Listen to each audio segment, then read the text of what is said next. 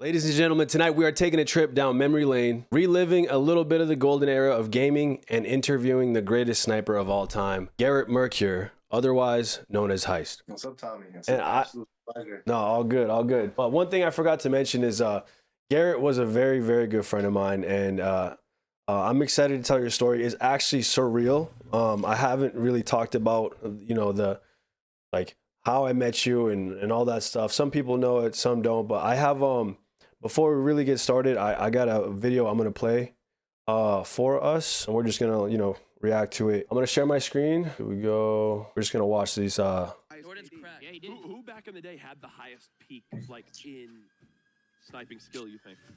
In FaZe? Like in FaZe, in Modern Warfare 2, in its heyday. Well, you got to break. Who had the highest peak? Good question. Peak in what sense? Like just when you were like, if you were like, yo, we can send one person out to rep us in a 1v1.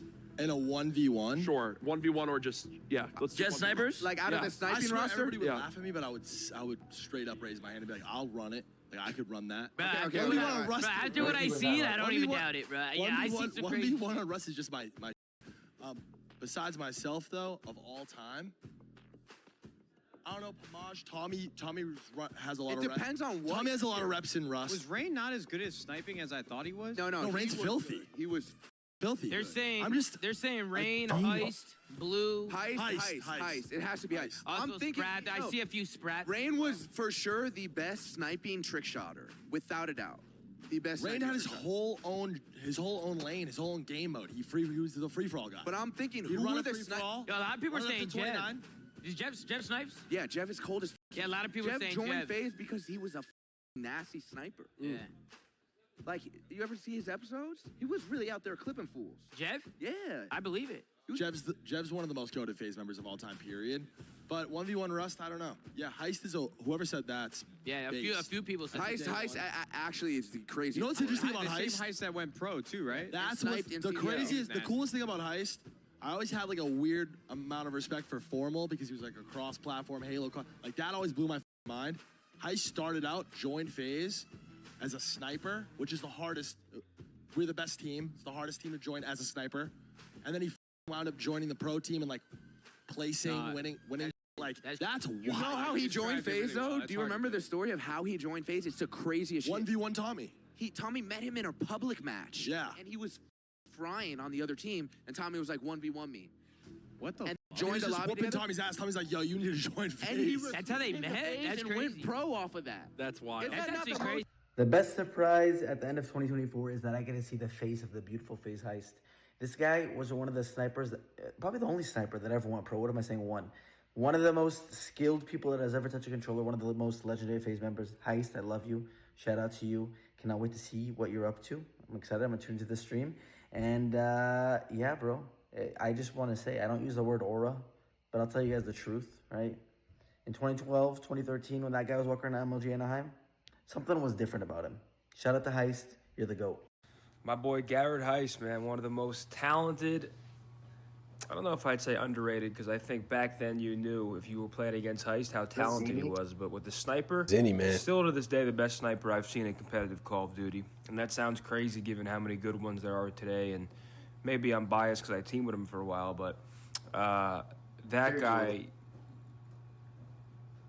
when we loaded into search, whether it was FaZe or Soar back in Black Ops 2 or Ghosts, to just know that guy was on the map with a sniper was a good feeling. And one of my best friends for a long time, and I know we sort of gravitated away from the scene, but I wish these new gen viewers or even players knew of Heist, because to go from being a FaZe sniper, which at that time very prestigious, right? Having him on your friends list was important, right? Everyone could see your 360 friends list. But then to translate that into competitive Call of Duty and become pro and play with it among the best is an accomplishment that I think maybe could go overlooked a little bit, especially once again these days.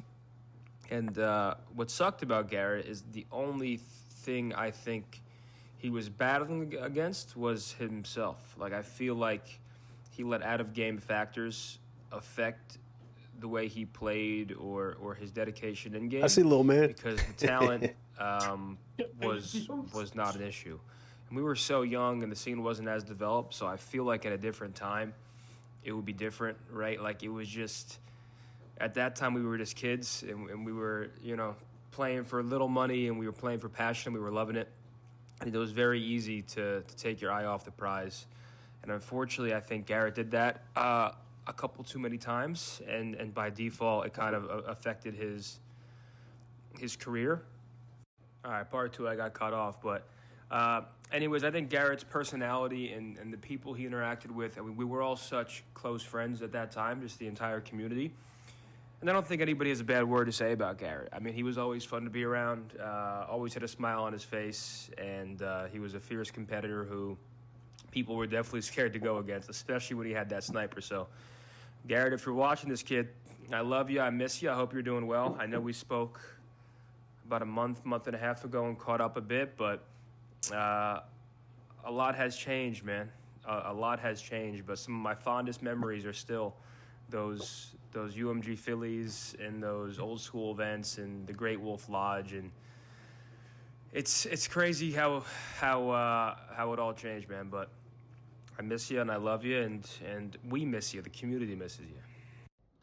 Yo, what is going on, Heist? It has been a very long time since we have talked, but I was talking about you the other day, and I was just thinking about how crazy you really just were at Call of Duty, dude. Like, I just remember teaming with you and just the standard that you set for snipers being able to compete and just kind of coming out of nowhere and just having crazy moments, man. Like, you were just such a talented player. Hold on. Well, why you look Oh, that's Crowder. You forgot who that was? I was trying to figure out who the voice was. Yo, that's crazy. Don't worry, we won't tell him.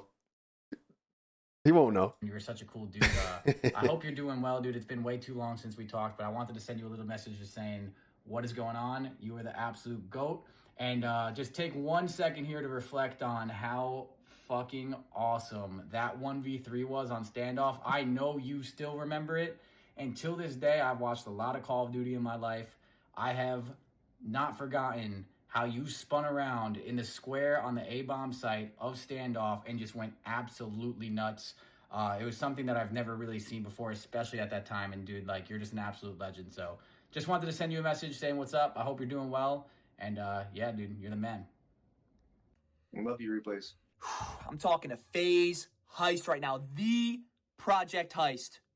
Listen, dude, you may not know me, but I know you.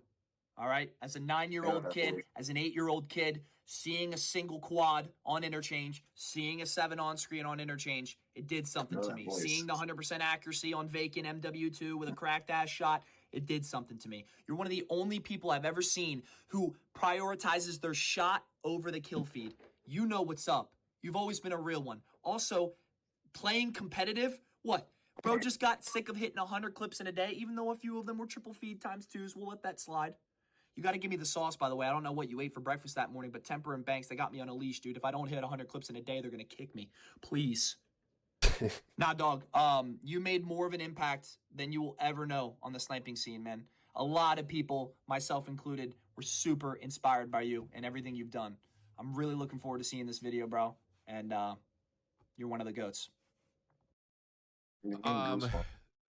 The best thing that I can remember about Heist was obviously his montage clips are crazy, but him going into MLG and having his run at that just like pointed more towards the fact that, you know, snipers who were that good at sniping back then just like translated so well to competitive just because of how their aim was just as good as them. In fact, I believe that they were trained harder because they were shooting 1 bullet every 3 seconds instead of 15 bullets every 1 second, as you do with a large machine gun or the AR or the SMG. Not that you use a large machine gun in competitive, but Make an M40. The point remains, you know, there's a few, right, that come from sniping background that make it into the pro leagues, right? Like Dashy, obviously, my boy, Octane, Zuma, and countless others that come from the sniping community. So, you know, it was just another proof there. He had his run. I think, there's a bright future ahead of him for sure. So hope he's doing well. That's it, man. That's it for the little video. God, you're gonna make me cry on this shit. Man, we love you, man. It's insane that something that you did in the years of 2011 through 14. Did you make it to 14? I don't remember. What was 14? So 13 was the year where we got into competitive Call of Duty. That was okay. I played one season of Ghost and one season of Advanced Warfare, and then after that, I just lost the spark. What year did Advanced Warfare come out? Let me see. I couldn't tell you. I think the summer of 2013 was Anaheim. Okay, so Advanced Warfare came out November 3rd, 2014. So you played Advanced Warfare, but you weren't playing for FaZe at the time, right? Because you ended up playing competitive for Soar, I believe. For a while, I was a content creator for FaZe for the entire time I was in FaZe, but I competed for Soar's competitive team after Anaheim. Okay. So when like you stopped playing Advanced Warfare, so that was probably like 2014. How many months of Advanced Warfare did you play? Do you remember? I went to one event. It was I don't remember the town, but it was cold and I got a horrible placing, and I was just like, this man in chat said Heist looking like a UFC champ from Dagestan. Hey, my boy Garrett knows a lot about MMA. No, but it's crazy because it's really only 3 years where you spent doing this, right? And we're talking about this 10 years later, right? Something that started happening 13 years ago, ended 10 years ago. And here we are 10 years later talking about this because you made that much of an impact with your raw skill, with your talent. And like, so people understand, we're going to watch some of your best videos. So my man Garrett really, like, when he stopped doing this, he stopped completely. Like this, he just downloaded Discord like 2 days ago. So before we get into everything, let's let people know, like, what have you been up to? I know we talked briefly, but what have you been up to? You know, nowadays, you're how old? You know, I guess like you say that, and then we'll get into like how I met you, and then get into your clips and stuff. So man, when I met you, I was a child. This was before Black Ops 2. This was before FaZe Clan. This was like Modern Warfare 3. I think I was. No, wait. But before we get into that, like what are you doing? Like, how are you? What are you doing today? You know, what have you been up to? Brother, I'm doing good. I own a concrete company. I don't play video games anymore. I really wish I still did, but 40 hours a week, 60 hours a week. We're putting in the structural integrity of all the buildings and houses that you guys live in. That's what I do now. I do concrete. Hey, my man's a full-grown man now.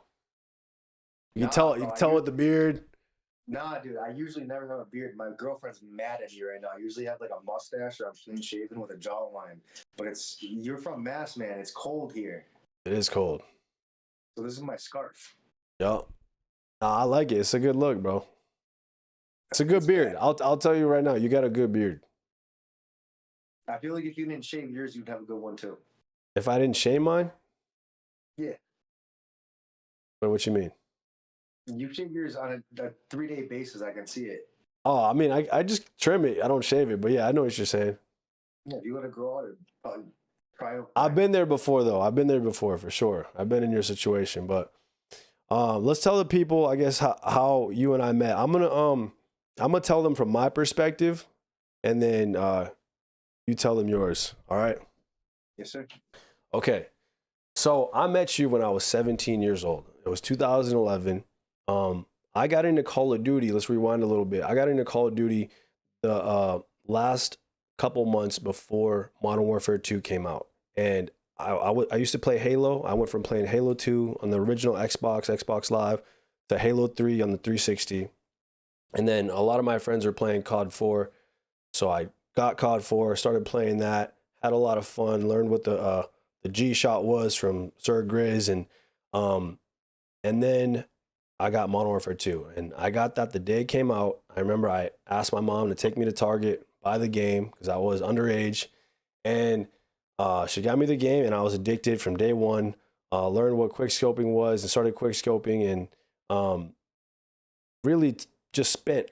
I spent all day just gaming. Like unless I was at school, if I wasn't at school, I was in front of my monitor gaming, right? And before that, before I got the monitor, I was in front of a TV. I used to make videos, skateboarding videos, so I had a camera, and I didn't have a PVR at the time, which was the Elgato back then, the capture card. And so I used to put my camera like way behind me, zoom it in, and just try to like fit as much of the screen as possible of the TV. And that's how I used to record my gameplay. I had a couple montages like that edited where it was literally my camera recording my TV. Where are these montages? I'm sorry? Where are these montages?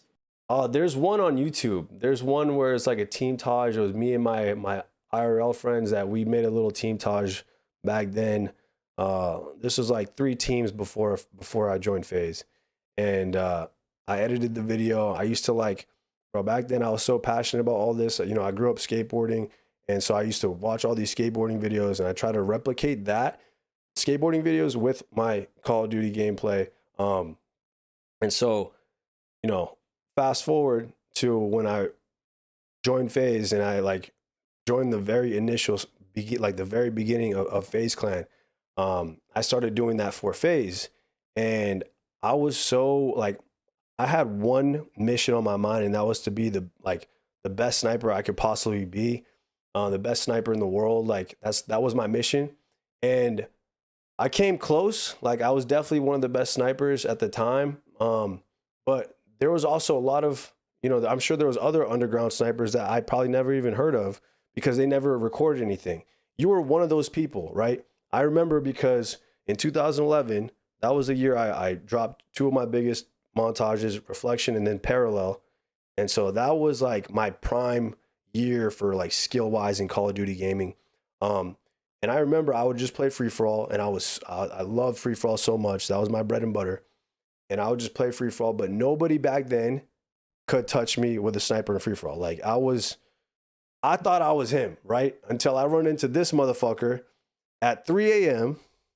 and your gamer tag at the time was Ascension. You had the clean Ascension. Literally at 3 a.m. I remember I ran into you. You beat me the first game. And I was like, whoa, okay, hold on. Let me really try, you know? So I really fucking tried the second game, lost. You still came in first. And I'm like, damn, like I ended up winning the third game. And back then you could stay in the same lobby. And now you can't. Now it like refreshes the lobbies like after every game. But back then you could stay in the same lobby. And you and I stayed in the same lobby for 4 hours straight, where you would win majority of the games. I would win, you know, the other, you know what I mean? A third of the games maybe. And then around 7 a.m., like, bro, and this is crazy too, because I was a junior in high school, right? So I'm assuming it was a weekend, right? It might have not been because we were both just demons and we would just stay up. There's been times where I'd stay up all night and just. Oh, it was the summer? That makes more sense. Summer. So at 7 a.m., I was like, okay, like I got to 1v1 this kid. Like back then, if you really wanted to see who's better, you 1v1 the kid, right? And obviously you were definitely better, but I just wanted to see how my skills would fare against you in a 1v1. And so we get to Rust, the fucking playground where it all went down, right? I invite you to Rust and you smack the fucking dog shit out of me and you beat me 20-9. And I was just like, bro, I'm sitting there like. We played more than that. You won a couple too. Nah, what? We only played one, no? That night? No, we played a couple. You won too. Don't sell Okay, but come on, bro. You probably gave me that. You probably gave me that game. It's all good. You stop trying. All right, the first game is 20-9. That says it all. Don't try to like gas me up and shit. It's fine. All right, just. No, I'm not gassing you up. I was furious. I was like, so when you sent me a message, you were like 1v1, and I was like, so I was always like an OpTic boy. Like I was big into kill feeding. To be honest with you, I really didn't like FaZe at the time. And then you sent me the message out. All right, bro, you better chill. cat trying to eat the junior bacon sandwiches right now. Chill out with.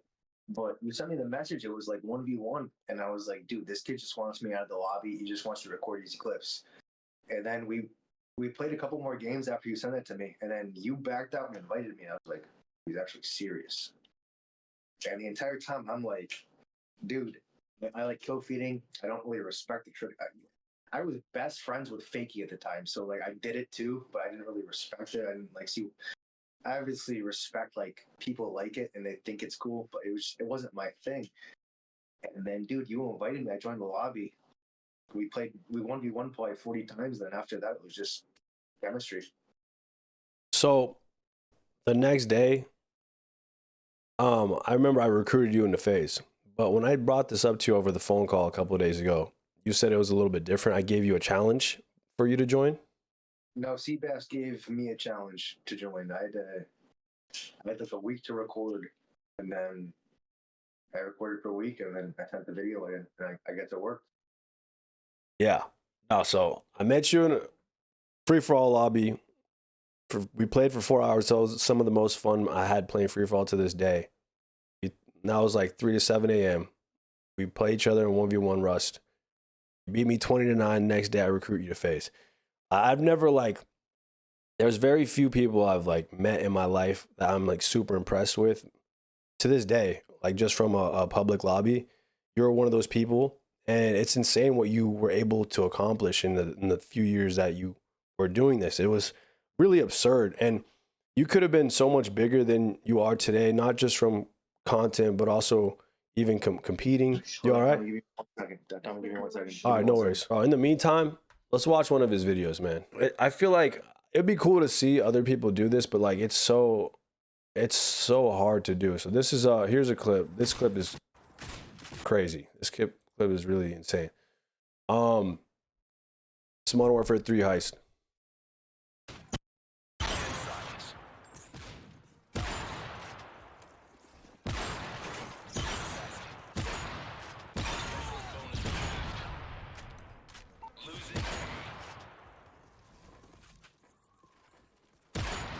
Oh.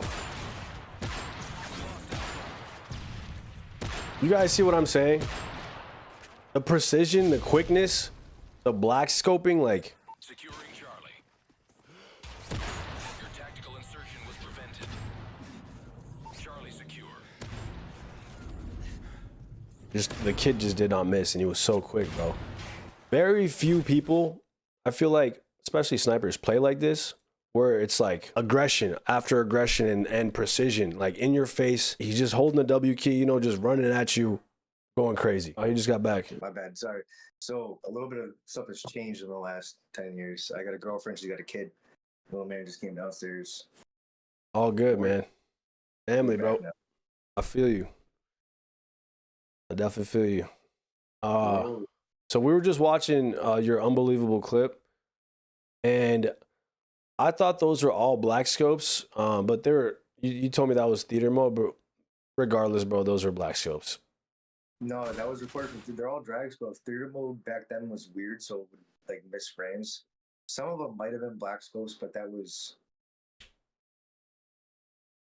Dude, it's weird because I can't really remember what I did, but I remember for a long time I played on 10 sensitivity and always dragged everything. But when that game came out, it changed a little bit. But that's theater, man. The clips don't look that good. That's theater mode. No, you know, it's crazy. I remember because of you, I became a much better sniper. And like you gave me the tips, like I don't remember what it was. I think I told you this the other day, but there were two things. And this is something that always stuck with me too. It's like being light on your right thumbstick if you're playing on controller. And this can equate to mouse too. If you're playing on a mouse, it's like you just want to be light on your aim stick, right? On the mouse. And you know, I always keep like my controller here. I try to keep my finger as close to the middle as possible, like on the center, and then and just keeping it light. Because sometimes people can get mad, and when you get mad, you kind of tense up and stuff, and that's not what you want to do. Whether you're sniping. You want it to just float up there. Just let it float on the top of your stick, and then you zoom in and just. Yeah. And then the second thing is, which we were also talking about the other day, is centering and just like keeping people like never moving that horizontal line, that horizontal axis, just keeping it straight on around people's head, like chest level, like right here. So as soon as you zoom in, you're hitting the right place. And I don't know. I don't remember what you probably told me a lot of other things back then. Do you remember anything like what really helped you like become a better sniper? What helped me was I always followed the competitive scene. So there was this kid on FaZe, his name is Rockstar. Rockstar is, in my opinion, probably one of the best snipers ever. He sniped on PCL back in Call of Duty 4 before there was MLG, and he would snipe with an R700 with Juggernaut. There was this weird little glitch where you could shoot someone with Juggernaut and R700 above the chest, and it would be one kill. And my biggest, like, everything that I ever learned came from watching those guys in Pro Mod. And I told you a couple of things on the phone call. We can talk about on the stream later, because I'm actually curious if they still correlate to this end, like the engine of these games. But the best things that I ever learned was, so on Call of Duty 4, these people are playing, let's go a little bit further. On Black Ops 2, these people are playing CTF, S&D, Hardpoint. There's a respawn limit on everything. When you play a pub match, you're playing domination, there's not a respawn limit, but there's still a respawn limit. It might be half a second, it might be a second. So when you kill somebody, say you get a 4-piece, you need to be able to be in a spot where you can manipulate the spawn, block the spawn, and at the same time in your head, you're counting, this person died half a second ago, this person died 3/4 second ago. Did they watch the kill cam? Are they watching the kill cam? We assume everybody skips the kill cam. So everybody should be spawning in right now. Right. And a lot of it came from competitive, because just from counting spawns, spawn manipulation, being in a spot where you control the spawn, you basically influence where the other team spawns. A lot of it's not just looking at the screen, it's looking at the mini map, and it's counting. It's counting and map control. That's really all it is. It's just counting. You have to be in your head. All right, we just killed 4 people. It's really hard to like have this conversation unless it's designated to like competitive or pubs. But even with pubs, you have to be like 3-2-1, 3-2-1, 3-2-1. You also have to be aware of where you are, the spawns you're blocking, the spawns you want to block, and what you want to do. There's so much that goes into it, dude. And on YouTube, it doesn't look like much goes into it, but there's so, like, all of our heads there's so much going on through our heads. It's not just putting down attack insertion. And There's a reason why like certain players like Scope even consistently hits insane clips, is because people like that are they're doing the addition in they're doing the math in their heads of when people are going to spawn, where the best places is on the map, so you can get the angles, where predicting where people are going to be based on just like multiple games, and knowing like where people usually go, and timing. There's so much going on. It's so much calculating at all times, and like people think that it's luck, but if you're doing it consistently, obviously there's a lot of skill to it, and that's essentially what it is. So let me ask you this: what do you think, for you, what really drove you like to have this hunger? Like what gave you this hunger to just be the best sniper player that you could possibly be? Dude, to be honest with you, I don't want to answer that question, because I never had a drive. It just happened. It was just like, respectfully and as humbly as I can possibly say this, it was just natural talent. Like I don't even think it was natural talent. It's just, I started playing Call of Duty when I was 10 years old. So I was born in 97. Call of Duty 4 came out in 2007. Which means, by the way, he met me when he was 13, 14 years old. And I was 17. I was competing for you at that age too. And yeah. But it wasn't like, so I remember when I first got introduced to Call of Duty, I was playing basketball. I had one of my friends over after basketball. My brother had the PS3. My brother had COD 4. Yo, hold on. I'm sorry to interrupt. This dude in chat said, like, when I asked you like what drove you to be, and I'm really sorry to interrupt, but he said, "Geez, Ross said get good." All right, my bad. Keep going. No, you're good. It was probably something like that. But my brother, dude, he had a PS3, he had a COD 4. I got out of basketball practice, and we're like 11 years old, 12 years old. My boy loaded up Call of Duty Online, and I genuinely fell more in love with like the customization, like being able to pick your red dot, your silencer, red tiger, blue tiger, digital, woodland. I think it was desert.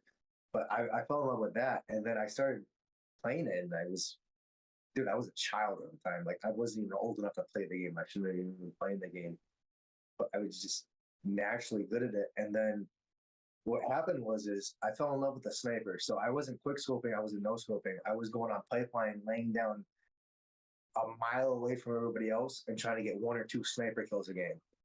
That was my highlight. And then I looked up like how to be a better sniper on YouTube, and this is 2007. So like I see like a Cerberus video and like no scoping, and I was like, what? This is, I'm looking at people jump off of cars and bounce 50 feet up in the air and do 360s. I'm like, this is the coolest shit ever.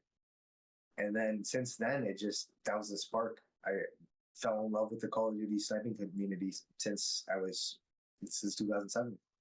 So naturally, you had this competitive drive in you, right? And so you said you played basketball. Were you like this as a basketball player too? No, I'm short. I'm like 5'9", 5'10". I was good when I was young. I had to stop playing because everybody got a lot taller. Yeah, makes sense. Makes sense. I mean, I was extremely competitive. I don't like losing. Losing infuriates me. I feel like that's a good characteristic for anybody to have. You shouldn't want to lose. For sure. I think like this will be interesting for you to think about, later on, because you always thought it was just something natural. But I promise you, if you look back in your life and you think about like why it is why you tick this way, you'll understand. You'll uncover some things and some truths about yourself that like you probably haven't really thought about. But you have this like drive in you from a lot of different things, and I'm just saying, just because I've done a lot of that self-growth myself, and like just thinking, kind of like trying to understand why my brain works the way it does, just to so I can be a better, husband, father, man, and all this stuff. And so I don't know, it's there's a lot more to it than that. It wasn't like, obviously it was natural for you, and that's what it was for me too. That's what I thought, but there was a lot of inspiration behind that, and a lot of like reasons why I was this way. And obviously I know you have ADHD, I have ADHD. That's kind of like, were you good at school? Were you a good student? No, I couldn't. I have to have interest in something. If I don't have interest, I can't pay attention. Yeah. I mean, I wasn't a bad student. I wasn't an honorable student, but I didn't fail. But I have to have interest in it. If I don't have interest in it, I just don't. So you didn't get A's and B's unless you like cared about the subject, basically. Yeah, and I didn't care about any of the subjects. Yeah, no. That's how it was. That's how I was also, for sure. But I didn't look at it like I was like. I can't even talk on that topic, because as far as school goes, like I didn't understand what was going to happen with my life when I was neglecting school. So the fact that what happened is just beside the point. But I can't talk about that, man. I hated school. I hated everything about it. I couldn't sit in a classroom. I had extreme ADHD.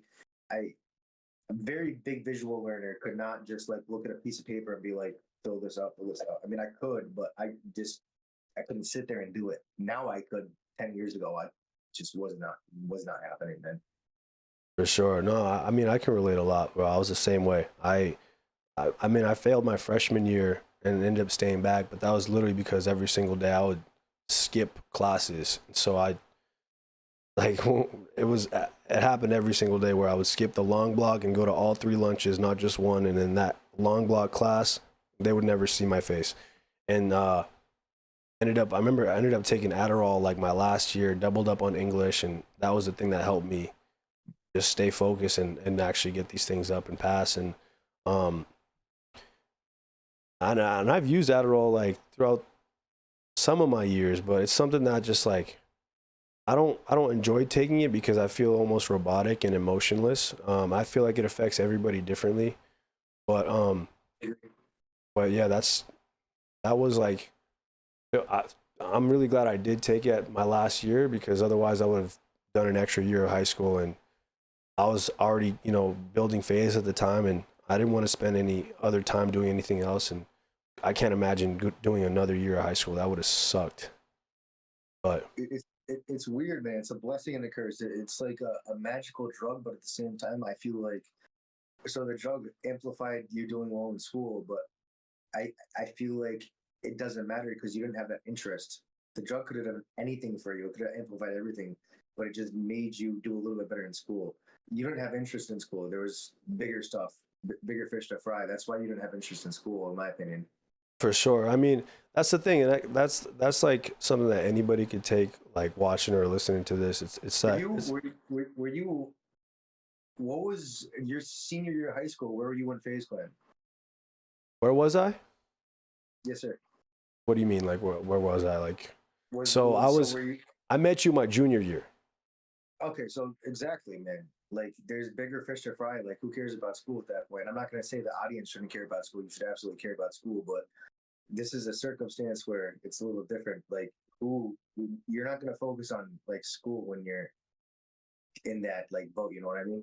Yeah, I mean, I think generally speaking, I think it's good if you finish high school, but even if you don't, like, as long as you have something, like, if there's something that drives you and compels you that really that you're passionate about, that you feel like you don't really need school for, then by all means go after that, because it's like, dude, like people that have ADHD or other they call it, what do they call it, disorders or something like that. People that have stuff like that, obviously it makes it harder for us to concentrate, but we're thinking about other things. And I remember my 7th grade math teacher, his name was Mr. Saba. He died a few years ago. God bless him, his family. He was an angel. And I didn't like know that at the time. I always knew him as a kind of like a strict teacher. At least that's how he came across. I remember I would be in class, and most of the time I'm in school, I would not really be paying attention, like you said, unless it was something that I cared about. But if I wasn't, paying attention, I would be daydreaming, doodling, just thinking about other stuff. And so Mr. Saba one time called me over, and he asked me, he told me something that I'll never forget. I thought he was going to scold me for something. And he said, hey, Albert Einstein used to be looking out the windows and daydreaming. And obviously I'm no Albert Einstein, nothing like that. But obviously he was complimenting me. He knew that I had something there that I didn't even know that I had at the time. And he was just saying something that, like, he didn't need to say anything like that, but he saw something in me that I couldn't even see myself. And even when I was 18, I didn't know what I wanted to do with my life. Nobody was doing this gaming stuff. It wasn't done before. I didn't know how long it would be able to sustain as a business. I didn't even realize at the time when we were creating this team that I was really creating a brand, that we're creating this massive brand. I didn't even know what a brand was. You know what I'm saying? It was just like something that I didn't think about. Like, no one had taught us this. And that's the thing. Like, I feel like anybody watching this or listening to this, the most important takeaway you can take from this is that you can genuinely, you can do anything you want in your life, and you should go after what makes your heart beat, what really what you love. And as crazy of a goal it might be, like, I promise you, if you just focus on it every single day and you want to get better, and you like, you got to obsess over it. Like Kobe Bryant, like, you got to have that Mamba mentality. You got to obsess over this every single day.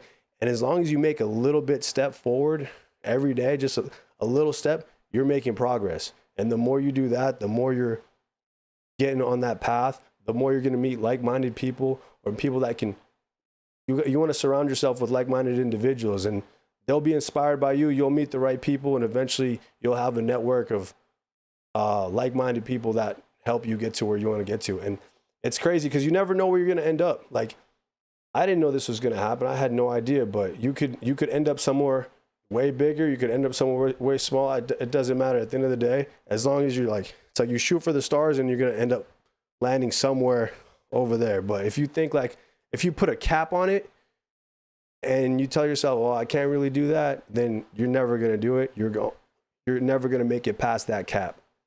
And that's the truth. Sorry? manifestation. You have to envision yourself doing what you want your entire life, and it'll happen. For sure. I don't know if this is a good topic to bring up with all the stuff in the recent media with Conor McGregor, but he used to say that he would envision himself at this hotel in this Lamborghini. He would pull up at the hotel in a 2002 Honda, but his dream was one day it's going to be a Lamborghini. One day it's going to be people watching my fight. One day. It's manifestation. You have to believe it in your heart and think about it every single day. And if you stand with that, it'll come true. For sure.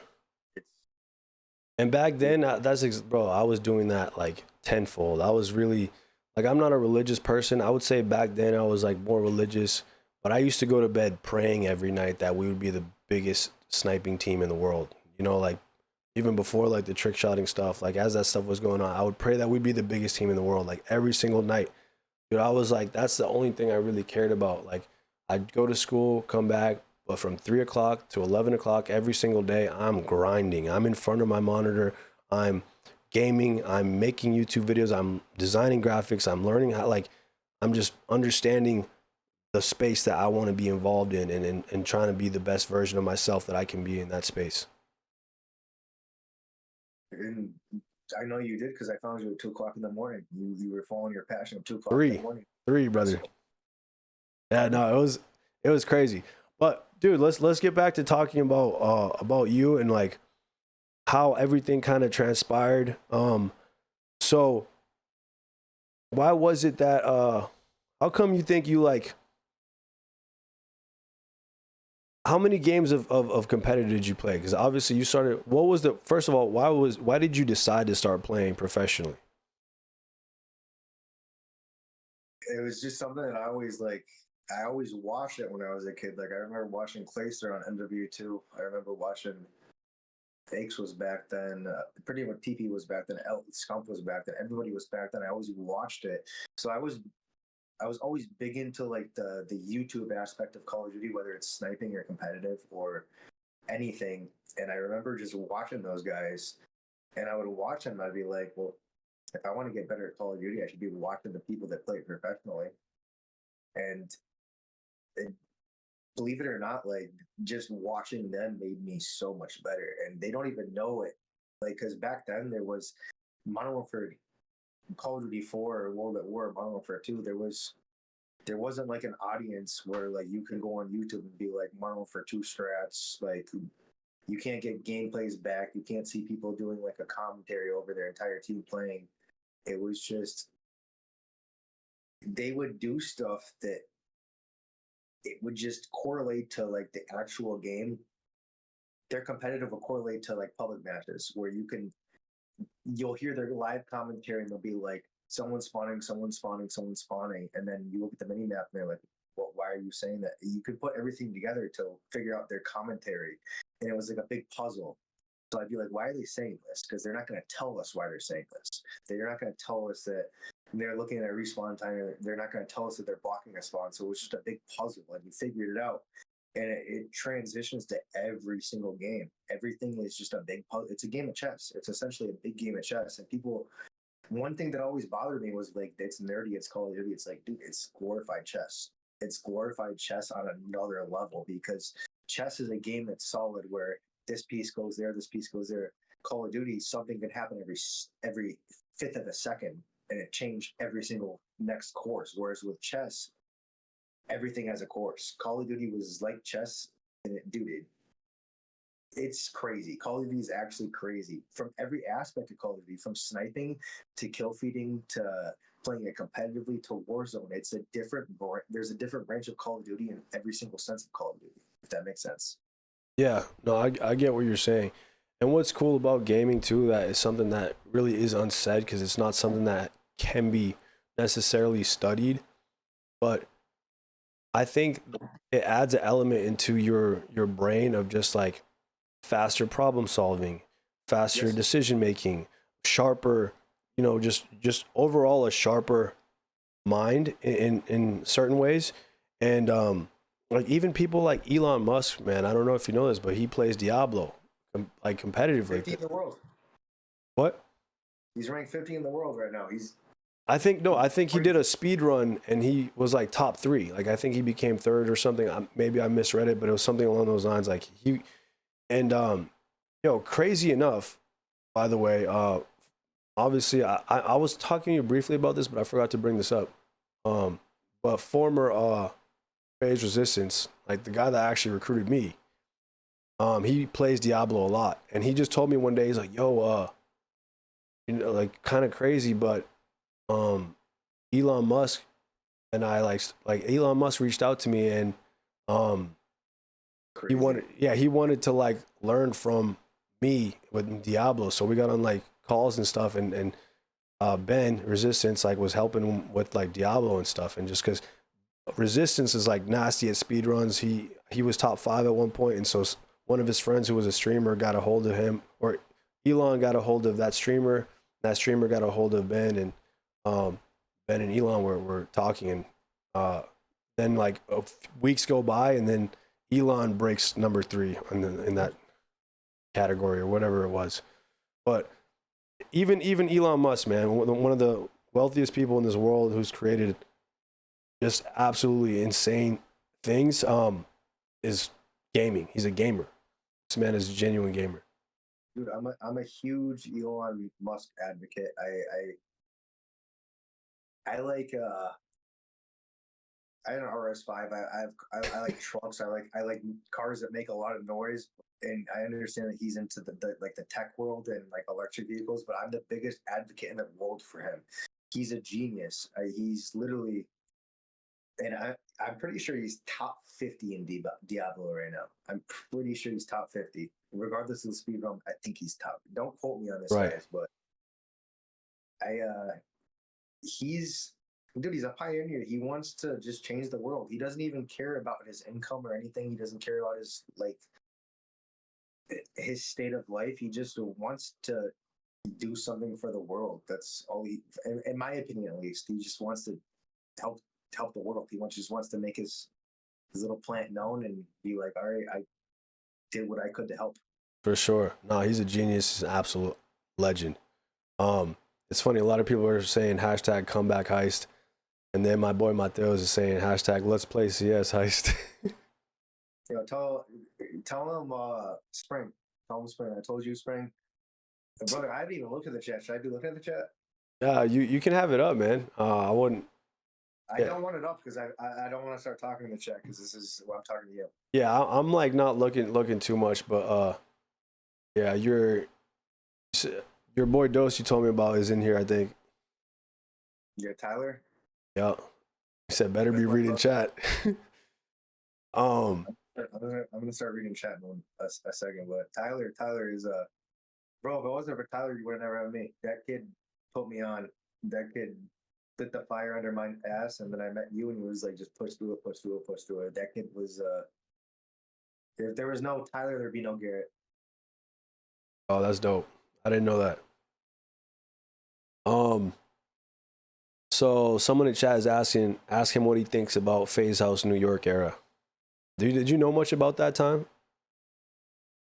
No, to be honest with you, I didn't. I know it was in New York. I couldn't tell you who was in the house. Were you in the house? Yeah. Yeah. So Ricky was obviously. So hold on. Let's rewind a little bit. When you stopped, right? Why did you stop? It's a combination of incompetency and just life circumstances. So when I was in FaZe, I posted like once every 4 months. Like, dude, it's hard to talk about because I don't want people to think that my head's 10 feet up my ass. But brother, this was a long time ago. We were all kids. It's perfectly normal for stuff like this to happen. So you should. I had a big ego. I had a very big ego. I feel bad about the ego, but I kind of stopped posting because instead of pumping out like 4 episodes in a month with like mediocre I wanted to be like Reeves, essentially. Everything I wanted posted, I wanted to be like a banger. Like they wait for my name, but I neglected the fact that you have to actually post periodically for people to know what your name is. I kind of forgot about that part. So I would just post something that was the craziest of clips, and I'd get like 200,000 views because no one knew who was posting it. But Tommy, what was your question? Sorry. My question is why you stopped. Why did you stop? So the main reason why I stopped was, I think I was like 16 and a half at the time. My mother lost our house, and I didn't understand FaZe at the time in the sense of I'm a part of FaZe Plan, I can make a lot of money. So I never looked at it like a job or like anything to do with like money. So when my mother lost our house, it turned into like nowhere to live, like can't record, everything's gone. I had like probably 3 laptops and a storage unit. Dude, I don't even want to tell you the clips on those storage units, but they went to a storage unit, and she lost the storage unit after losing the house. And then dude, it just turned into rent, electricity, bills. There was no like, can I get a setup again? Can I try to come back? It was just nothing like that. Wow, wait. So you guys lost your house, and then what happened? Where did you live? So you went to my house before. I did. We both lived in Massachusetts. You were 2 hours away from me on the southern western side, right? I was on the northeastern side. And yeah, I remember I spent time in your house. I met your mom, right? And it's a long time ago, but I remember I spent a night over at your house. We were just hanging out. Did you pick me up for Anaheim, or did you stay for Anaheim too? Because I know you stayed for Dallas and we flew out of Bradley, but for Anaheim, did I go to you for Anaheim? I honestly don't remember, but it was so long ago. Yeah, but wait, so what happened? Like after you lost your house, what happened? So right when like my mother lost the house, I was big into the gym, so I was going to the gym every single day. Wait, but where were you living? I was still with my mother when this happened. So right when she lost the house, I was going to the gym every single day. And my boy was like, what's wrong with you? You usually talk, you're so quiet. And then I moved in with him, and then it was like just a normal house, like no internet, no anything, just like paying bare minimum just to have a place to live. And then contacting, I don't want to back my mother, but just contact my mother, like, can I get my stuff? Can I get my stuff? She ended up losing the storage unit with, dude, I can't even tell you what I had in that storage unit as far as like hard drives and clips went. It was, I already texted you like vaguely. There was probably like a solid gig of just split like 13-second on-screen fives that I could have made 15 episodes out of, 20 episodes out of, and just a bunch of cool shit, everything. Everything was in that storage unit, man. Everything, like literally, my hard drive with Sony Vegas, all my clips, everything. Mink edited it, and everything that like I thought was cool in my life. Shout out Mink, the GOAT. Dude, Mink is the GOAT. Wait, so you had how many seconds of on-screen fives? Probably 500 gigs. Of all on-screen fives, but just no clips in general, right? You mean just crazy clips? I wouldn't save like quad feeds. I'm talking like just all on-screen fives, like literally like a whole gig of just on-screen fives, like a lot of triples. I wouldn't post. I did when I got good, like towards the end of Modern Warfare 3. I started leftovering them, and dude, it could have been 20 episodes. It literally could have been 20 episodes of like high standard clips. Yeah, that's insane. And like weird shit too, like free for all, like on-screen fives. But that's crazy, bro. That's like such a hard clip to hit. I've tried hitting clips like that. I think I've hit like maybe a couple in my life on free for all. But no, I mean I don't know if you answered my question, but brother, where were you laying your head on the pillow like at night after you lost your house? Like where were you sleeping? You know what I'm saying? I went to Dan's house, man. He was my gym partner. He was like, "You got nowhere to go?" I was like, "I have nowhere to go." He was like, "I had a bedroom." Oh, your dad's house? No, this guy did. I met my dad like maybe 4 years ago. I never had a dad, but it was just this dude that I went to the gym with every single day. Hold on, you just met your dad 4 years ago? Yeah. Wow. See, that's what I'm talking about when I'm referring. There's things in your life that like propel you to like that, give you that drive to just like bro, this is where you and I relate, because I grew up with a single mom damn near my whole life, and I grew up away from my family, where like I have a father. Like I have he's a respectable man. He's someone that I always like, I guess, looked up to in a way, but he wasn't a part of my life at all, really, because I'm in a whole different country. And I could also reach out to him, and he did reach out to me a little bit. But like when I moved to America at the age of 7, I just shut the chapter. I shut the book of Brazil, and I kind of just like left that, and I just stayed on present in this moment. But I think like that fact that I had like, so I know I had abandonment issues, right? Because I yearned for my father growing up, and you could probably relate to this in ways. You probably were asking yourself like wanting to talk to him, or maybe in something, right? You, like some type of contact, whether it was good or bad, you wanted to like you no, just no. You biologically, you didn't? No, I just wanted to know. I just Yeah, you had know. questions. You had questions that you wanted to ask that, like, obviously you can ask your mom. She's going to tell you her story. But you also, it's only fair for you to know the other side too. And some people don't even have their other parent alive. Some people don't even have both parents. And so it's like, that's like, that's a sad part of life. And it's something that like helps you. It builds you. It builds your character. And whether, you come from good or bad, it builds you. And I wouldn't change my upbringing for the, I wouldn't change it for anything. I love my life, and I love everything that has come from the decision my mom made to take me to America, and me building my life out here. If it wasn't for me growing up that way, I wouldn't have met my fiance. I wouldn't have my son. I wouldn't have FaZe, right? But at the same time, I still yearn for my father. I still yearn for my family in Brazil, and I think that's part of the reason I made FaZe, is because like FaZe is essentially a family, right? Where like it's just like people that I can relate to, and I think that's important for everybody. It's to have that like good community, that solid community of like like-minded people that you can talk to about anything. Just open up. Like I think that's really important. I know like a lot of people watching this can relate, and they have their own people, whether it's just one person. It's like people. The saying goes like 4 quarters is better than 100 pennies, and that's so damn true. So I think like, yeah, I think that's really like what I meant when I asked you what was it, because I honestly, you probably told me that your dad wasn't a part of your life a while back, and I honestly forgot because it's been so long. I really don't think I did. It's kind of something I was embarrassed about. I don't want anybody to know about it, but here we are.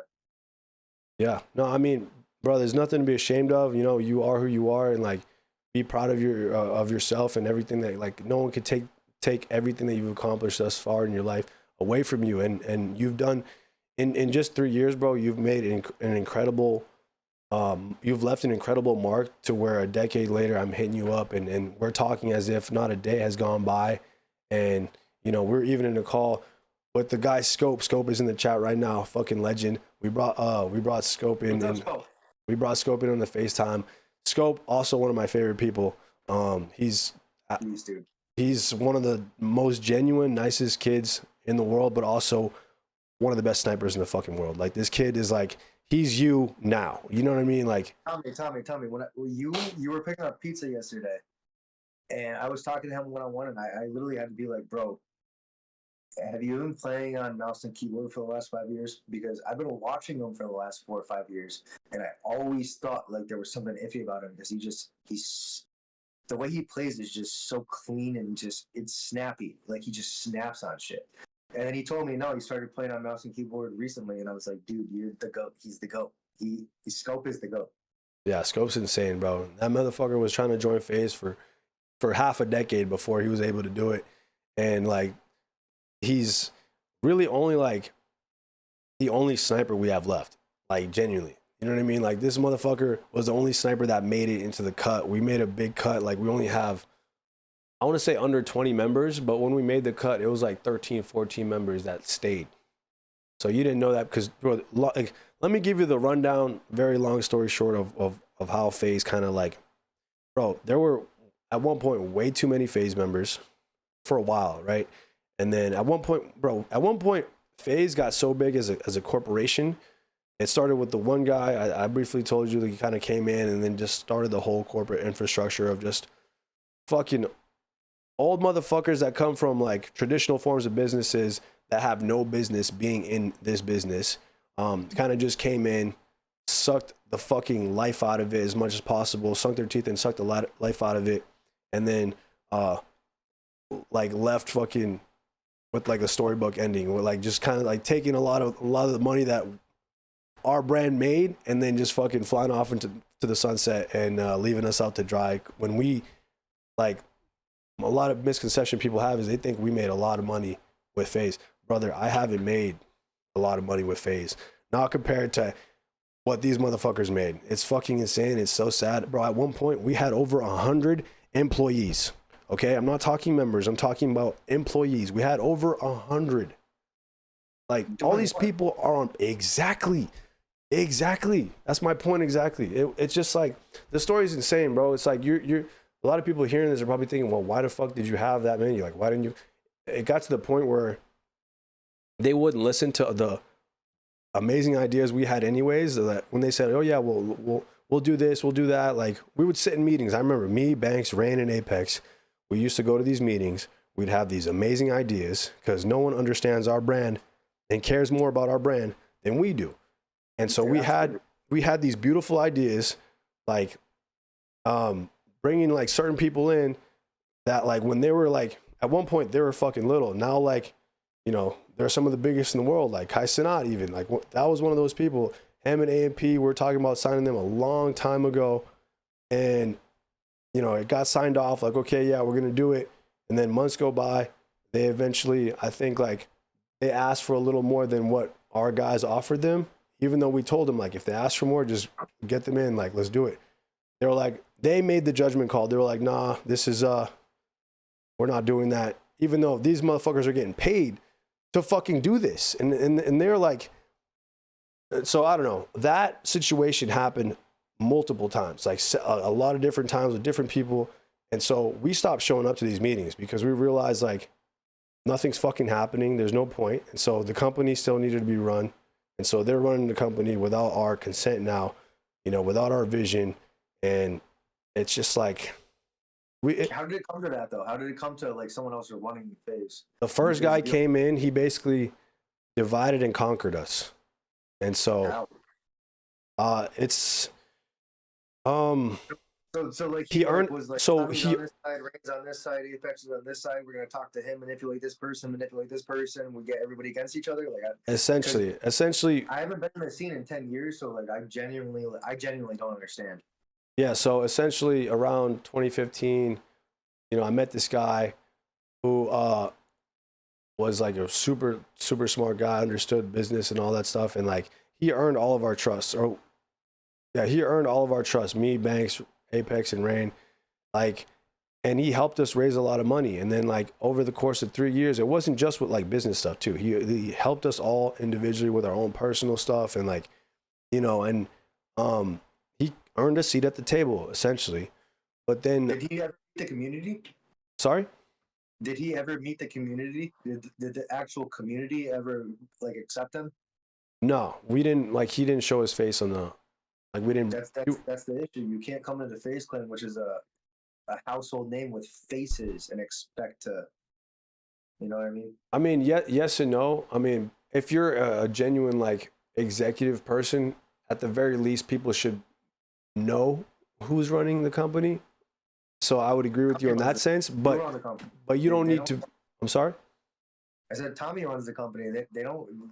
FaZe knows Tommy. They don't know who this. No, I hear what you're saying, and I agree to an extent. Like, if they're an executive, at the very least, people should kind of know who that person is. They don't need to see videos of them and stuff like that necessarily, unless they show up, whatever. But you know, if you're just a different part of the company where you're not an exec, you can still be behind the scenes and still work on FaZe. And we have a great team behind us, like a lot of amazing people that help and do so much for FaZe. And, you know, shout out to them. And bro, but at one point, bro, we're in the, like 2 years ago, we were on the brink of like bankruptcy. And it was, obviously when I first met you, I always imagined this brand outliving us, and that was like one of the goals for this company and for this brand was to be around 100 years from now. And I always saw it like that. I always saw this brand as like a Nike type potential in gaming. And 2 years ago, man, it was super sad. I remember my fiance was 4 months pregnant. We were like on the brink of bankruptcy, and I didn't know if we are gonna FaZe was gonna continue. And this was always my baby, and it's like it was so sad. Like it was incredibly sad, and just like I couldn't fucking believe it. It was and it was a tough time, but we managed to get through it. Banks was the one that really like catapulted us out of this. Like he had this vision of like fixing it, and then we ended up partnering up with Game Square. Shout out Justin Kenna. He's the CEO at Game Square. He came in and kind of like bought the company back, but he let us run the company. He understood that the founders are the ones that understand how this company should be ran, and he actually to this day has always stuck by his word and done right by us, and like he's let us run, steer the ship essentially. And that's why like we're at where we're at. That's why Banks was able to bring in someone like Ray, who's like on like one of our creative guys that like helped bring in all these new talent. Like Banks and Ray brought in all the new streamers, and they saw like Banks has always been someone like better than anybody who can scope talent and understand and see the vision, or like see someone that has 15 viewers on Twitch and understand, this is the next big person. Like he recruited, you don't know who Tfue is, do you? Yeah, Fortnite. So Tfue was like, there was Ninja and then there was Tfue. Dude. Tfue was like, Tfue was literally like you, but for Fortnite. But this motherfucker became so big. And it was because Banks kind of brought him on. Like really like, bro, Banks is the one that put a camera in his hand, taught him about YouTube and like titles and thumbnails, and taught him how to make vlogs and stuff. And he said, bro, you have to make vlogs because when Fortnite is done, what are you gonna do? Do you want to just be known as a Fortnite player? Then you're gone. And so yeah, it's crazy. That Tfue story is insane. But Banks has done this numerous times. He's a genius when it comes to this stuff. He's like super smart. He can really see. He knows what'll work, what won't work, like miles before. It's the funniest thing ever. It's literally the funniest thing ever because like I just saw like I think it's like the Twitch like rewards shit, and I see like all the FaZe guys. They have like white T-shirts with like FaZe Clan written on it, and Ricky just shows up randomly. He's like, "Thank you to these fucks because." I had a lot of faith in them. They did exactly what I wanted them to do. They're great. But then, like, when they stream, you'll hear, oh, God, Banks is calling in. And Ricky will just fuck with them on stream. And it's the funniest thing in the world. Like, he understands that it's not like, it could be a reality TV show, dude. Ricky's actually hysterical with these kids. For sure. Nah, dude, Ricky's mad funny. He's another Boston kid, and it's crazy, too, because it's like, when you stopped and you faded away from everything was when, like, I think he joined around the time that you were starting to like fade away from the scene. And he owned Soar and Sniper leaderboards. And yeah, dude, to be honest with you, I promise you, if Ricky was there before I left, I'd probably still be there. Because I've known Ricky for, dude, he used to own Sniper leaderboards with Mono for 2 competitive sniping. I've known Ricky for longer than Ricky even knows that I know him. I had so many aliases back that I could give him 7 gamer tags and be like, oh, that was you, that was you, that was you, that was you. Yo. He was, dude, he was always a good kid. Even with Soar, even with Sniper leaderboards, he was always humble. So Sniper leaderboards would rank people, and he was always like, no, this is the way it should be. And his opinion was always valid every single time. He was never unbiased. He was just, this is the way it needs to be. This is the truth. No bullshitting around Ricky. It was just. Yeah, he understood it, man. And when he joined, like, I understood that this motherfucker gets it. Like, I need to be talking to him more. And I remember I invited him to live with me in November of 2012.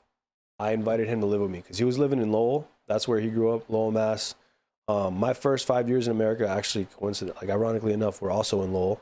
But then I moved to Haverhill, and I was living there. I just got my apartment. I was living there for like around a year. I had a roommate. It was like a nice 2-bedroom, 2-bathroom. Like we're on the 9th floor. It was like the penthouse, and my roommate at the time moved out, and I told Ricky, I'm like, yo, you should come live with me. I have an open room. Brother, I went there, brother. It was the sickest spot ever.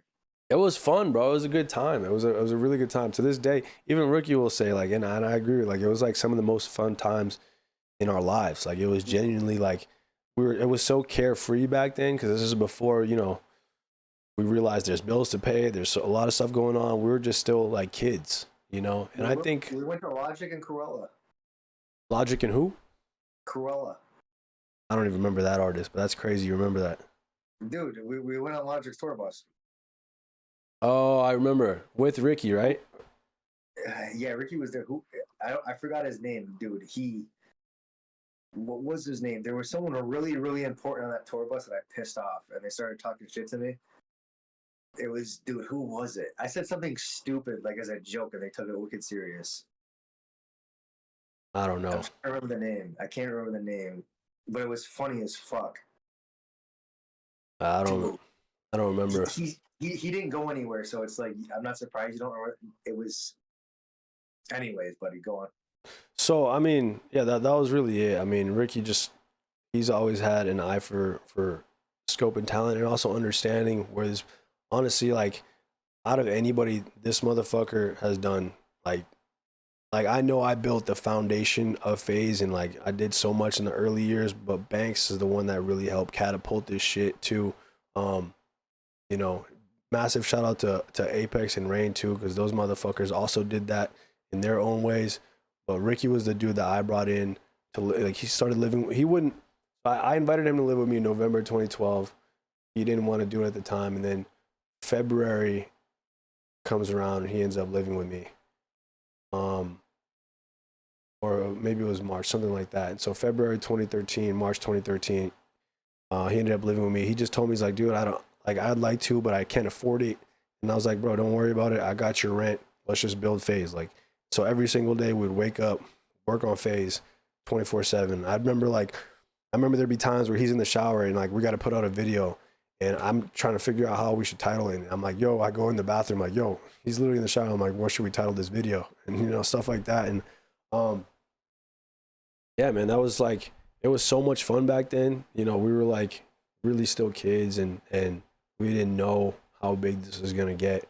The plan from as soon as Ricky started living with me, the plan was to, for his idea, he's like, we need to get into a house. So he was the one that started the New York house, like, and 8 months go by, and now we're living in Long Island. G Fuel got us a house there, and it's me, Banks, Rain, Apex, Tico, Blaze, and then Adapt. Sensei was actually even there for a little bit in the early stages. How is Sensei doing? I had a question later for you at some point regarding Sensei. How's he doing? Bro, he's great, man. Hold on, I just got to see something real quick. He's doing amazing. He's doing really good. One He has his own dojo now and shit. Hold on. I know his father owned it. From my understanding, his father implemented some traditional martial art to Massachusetts. From my understanding. Yeah, Sensei's doing great, man. He's like married now. He's a family man now. You ever talk to Isaiah Williams still? No, but that's crazy you bring that up. That motherfucker was number 2 in the country for wrestling. I know he was. I know he was, because I've wrestled with a lot of kids that know who he is. And that kid was that's one kid that I would not want to wrestle. I'll tell you that. That kid would pick me up and I wouldn't even pull. Bro, he was so insane. I'm about to see if I can find this picture of him. Isaiah Williams, wrestler. Dude, he was natural too. He literally did push-ups, dips, and pull-ups. Like, he didn't he had, like, at the time, he was in the most insane shape I've ever seen. Like, there's this one picture of him, like, let me see. I'm just gonna look up. You know off the top of your head? I'm gonna type in high school. Okay. He had to have cut weight and like been around at least like 155. Bro, I scroll down. It's like all W's. Hold on.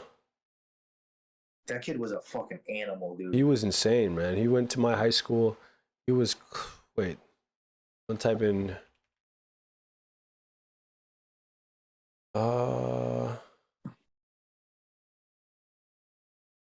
He wrestled at 171. Holy fuck! So he cut weight, so he was even bigger. Oh, this is his, I found his IG. Look, bro, look at this. Can you see my screen or no? On your stream or like looking at you on Bro, look at this man. He was in the most insane shape. Hold on. Dude, he was pecs and lats. He was built like a. He actually had a dream physique. Bro, he literally in his bio has like JUCO national champion, fighter, MMA, lightweight, gamer, FaZe profound, PS4. Yo, put him back on the scene, bro. That kid he was never actually on the team, but like he shows love because he's the homie, you know.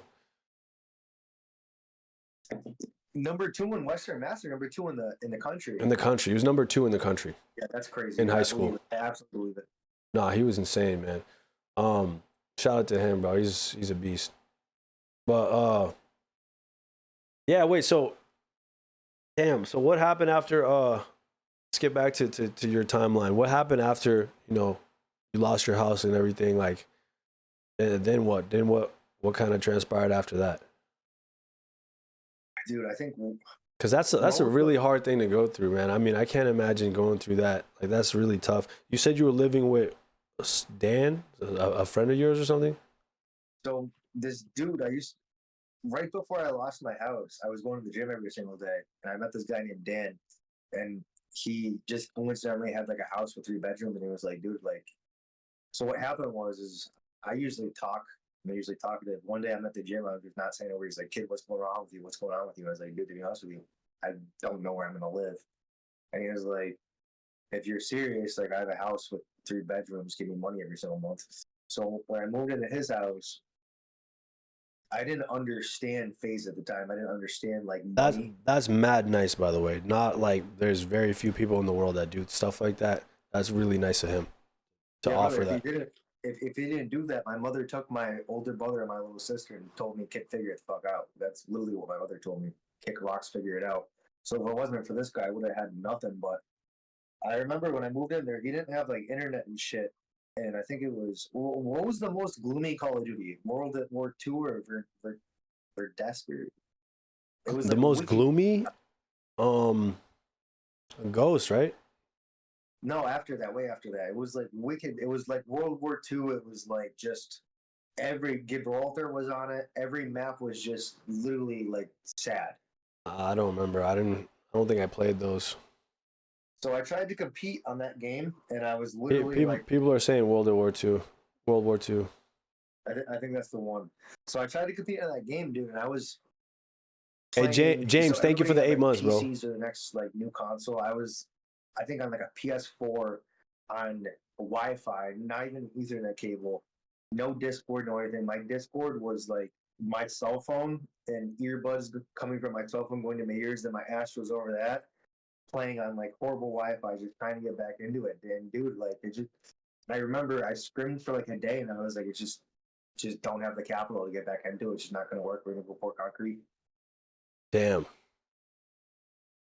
So you started doing your job back then. Like you kind of just started like working around that and figuring it out and kind of like moving up in that world. Dude, it went from Call of Duty to working 80 hours a week. Bro, it's insane because I asked you the other day, a couple days ago when we were on the phone.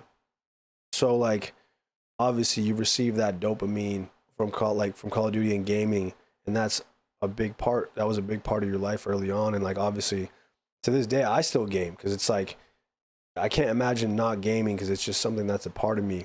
So I asked you, so what do you do if you're not gaming? What do you do for dopamine? And this motherfucker said stress. He wasted no time. He said stress. Stress. That's it. Next job. Next. So you're from Massachusetts, so concrete is it's a seasonal trade. So you can make as much money as you want between spring and fall. And then as soon as winter comes, it's out of the equation. So you make as much money as you can, and then you sit. So my stress right now is I'm shut off for 4 or 5 months. and I can't make any money, so I want to figure out how to make money. That's everything, dude. Since 17, it's been money. Yeah. There's no time for dopamine. There's no time for anything. I stopped doing Brazilian Jiu-Jitsu because there's no time for it. Just bills, man. For sure. No, I feel you, man. That's the thing about growing up that sucks, and it's the reality of, you know, there's bills to pay and stuff. So anybody watching this that's a kid or that you don't got bills yet, enjoy that shit while it lasts. Maximize the time that you have with what you're doing, because sooner or later you're not going to have all that luxury time. This kid in chat asked, better question is, what does he do for entertainment? It's a good question. Don't. I'm a big believer in do as I say, not as I do. But I drink. Don't do that. Find a better hobby. Go into kickboxing. Go into Muay Thai, Brazilian Jiu-Jitsu, wrestling. If you're in high school and you're not on the wrestling team, get on the wrestling team. If you don't feel like you can get on the wrestling team, do something that'll get you on the wrestling team. If you want to play football, you don't think you can get on the football team. Lose weight. You are in a situation in your life where the possibilities are limitless. You're at the age where you either do it now or you don't do it. Right. So he also ask him if he remembers Soar Rug. Rug. To be honest with you, no, the only and don't take offense to that. I pickled my frontal cortex over the last 10 years, so Tommy's named me names that I've been in lobbies with 1,000 times that I still don't remember. So don't take it personally, man. But no, the only Rug I know is, I think he was in FaZe. Yeah.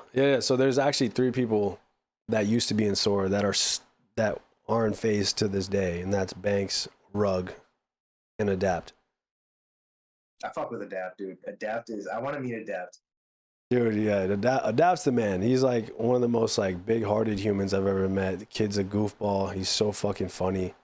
He lights up every room he's in, and he's like dumb funny. Bro, I was dying because the other day I was on FaceTime with Garrett with Heist, and I was showing him the Sports Illustrated cover, and on that cover, it's Nick Merckx. It's Nick Merckx, Swag, Rug, myself, Bronny, and then K1. Kyler Murray. And I go over to Rug and I'm like, yo, you know who that is? And he says, Zuma? And wait, the best part is that I'm like, no, I tell him it's Rug. And then I go over to Bronny and I'm like, do you know who that is? And he's like, is that a Warzone player? Dude, it is a Warzone player. I know who the Warzone player is. He does play Warzone. He's actually pretty fucking good. I'm not gonna lie. No, dude, there's a kid in the FaZe that looks similar to him. I thought it was Perks. That's funny as hell. Dude, you're never gonna forget this. I'm gonna hear about this the rest of my life. Bro, it's too funny of a story not to tell though. It's comedy. I gotta get a beer out. I'll be back in. Nah, do your thing. Do your thing. You can still hear me, but yeah. I'm actually doing this in the kitchen. Oh wait, hey chat. So, are there any questions you guys want me to ask Garrett, or is there anything you guys want us to talk about? Yo, Heist, this is crazy. What did I miss? So, the great thing is you'll be able to watch this pretty much the whole thing. I think it's gonna be on my live channel. It might be on my main channel. Either way. Type in !YT and you'll have the link to my live channel. If it's not on there, it'll be on my main channel. I haven't decided yet, but yep. So Insano, my fucking boy, one of my best friends in this world, who I also met the same way I met you, and I told you about him the other day, and I introduced you to him. You actually had a call. Mateos. Is this why you're getting water? Huh? Water? What about water? Is this what we're going into? Oh yeah, that's what I was talking about. No, I wasn't even discussing. I didn't want to even talk about that. But he's in the chat and he's asking. Ask him if he's already loading up his FaceIt. FaceIt is what we play CS on. So you said April, right? April, May. So April, May, we're gonna have Heist back. He's gonna have a PC around then, which is fucking huge because the world misses you. I know you miss gaming, and you deserve to fucking play some fucking video games, man. Like you are like you are an absolute incredible fucking gamer, and I can't wait to see you back on your shit. And it's gonna be interesting, bro. Like, you know, it's these 10 years. It's been 10 years since you've really been gaming, but like I know you played the original Warzone and Resurgence a little bit. You're on Resurgence, and you said you were doing pretty good, but like obviously you're not gonna be as good as you once were. But I'm sure you're gonna be pretty damn fucking close. I think I'd be better now, to be honest with you. I mean, I love that. I love that that motivation, that but that's hard for bro. We'll see what happens when you're back. But like the thing is you don't have as much time as you once did to play. So but hey, prove me wrong. Please. I hope you prove me wrong. But like what's like Scope said like riding a bike. Shut up, Scope. That's my saying. It's literally like riding a bike, dude. So like what's a good like what do you drop on Rebirth? What do I drop on Rebirth? Oh shit, man. I mean, I understand like you don't necessarily play it bro, all the time, I know for sure if you still hopped on. I don't play it. I really don't play, but I know for sure if you still hopped on, even right now, you would still fucking drop more than me. I'm confident in your abilities. You were like that good. I'm like just an average 20 bombs. Like every map, 20 kills, no communication, no headset, no monitor, just like playing with nobody. That's crazy.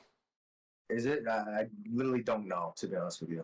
Wait, that's what you could do? I don't know what's good. I see people dropping like 60 kills on Rebirth, and there's 50 people in the lobby, so I really don't know what's good. You said 16 or 60?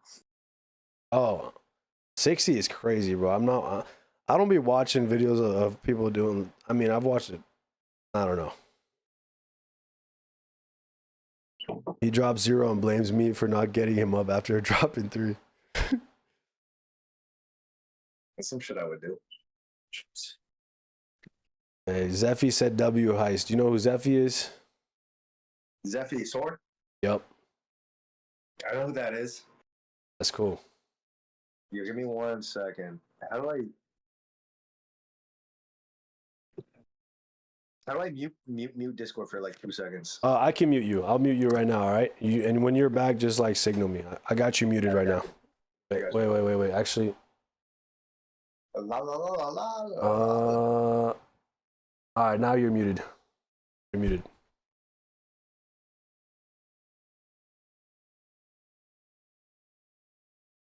What is this clip, Samantha?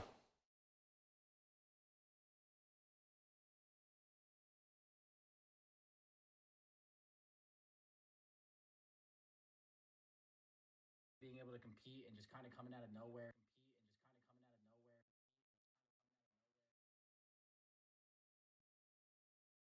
You're good? Yes, sir. You're good? Wait, why am I hearing that? Oh, that's why. All right, so hey, you got caught right here not knowing who Replays was. Wait, what? But you didn't see the visual, right? When you were watching these videos, the videos that people sent you? Like when it was No, I couldn't. I saw. No, I didn't. I heard. No, everything was based off of voice. I didn't know that was Chris until like the last like second. I was like, wait a second. I know that voice. All right, so I'll give it to you, but if you should probably bring that up to him. Just be like, yo, if you see that clip where I didn't know who you were, it's because I didn't see the actual video part. I only heard the audio. But no, dude. So like when we started the stream, I had my phone next to me to watch the chat, and then I just never looked at it. I've been just trying to like maintain eye contact and like talk to you. So I heard the voice. I was like, why do I know this voice? Because when I heard the voice, I was like, I know I've heard this voice yell at me before. That's funny. I know I've heard this voice yell at me before. Do you know he's what he's doing nowadays? I think he coaches. Yeah, he coaches our Atlanta FaZe team. He to be honest with you, that kid single-handedly, I never got to take the knowledge that he gave me and implement it into something else because I just life went on. But that kid single-handedly actually taught me more about Call of Duty than anything. He was on VVV And then I don't know how he ended up on FaZe. I don't know how I ended up with him or methods or anything, but that kid is literally one of the smartest odd heads that I've ever listened to or spoken to in my entire life. Like he reminds me of like JCap. Was JCap like that? I don't. JCap goes back. JCap is a like OG. He reminds me of JCap. I'm like Chris Crowder. We're talking about Chris Crowder, right? Yeah. Yeah, that kid single-handedly made me 1,000 times a better player, and I want to apologize to him for what happened at MLG Anaheim when I drank, because he deserves that apology more than anything, because we were supposed to be the God Squad. For sure. And it's crazy too, because you were apologizing to me, like, and it was something that really affected you, that you felt really bad about, because you've apologized to me about this numerous times throughout the last decade. I think like 3 or 4 times, maybe less. But I remember you hit me up about it in maybe 2015, and then you hit me up about it in 2020, and I don't remember I was on the plane with you back from Anaheim to Massachusetts, where you were like, you can't be a part of the team anymore. Wow. Like I don't blame you. You're absolutely right. I was a young kid. It was really irresponsible and stupid. And then you were 15, getting fucking drunk at events while playing, while dropping fucking 12 bombs in S&D.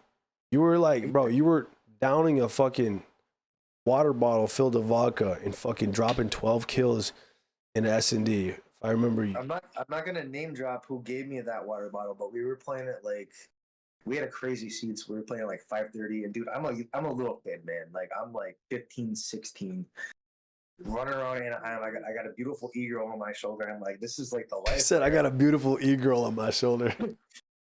Imagine being classified as an e-girl. Sheesh.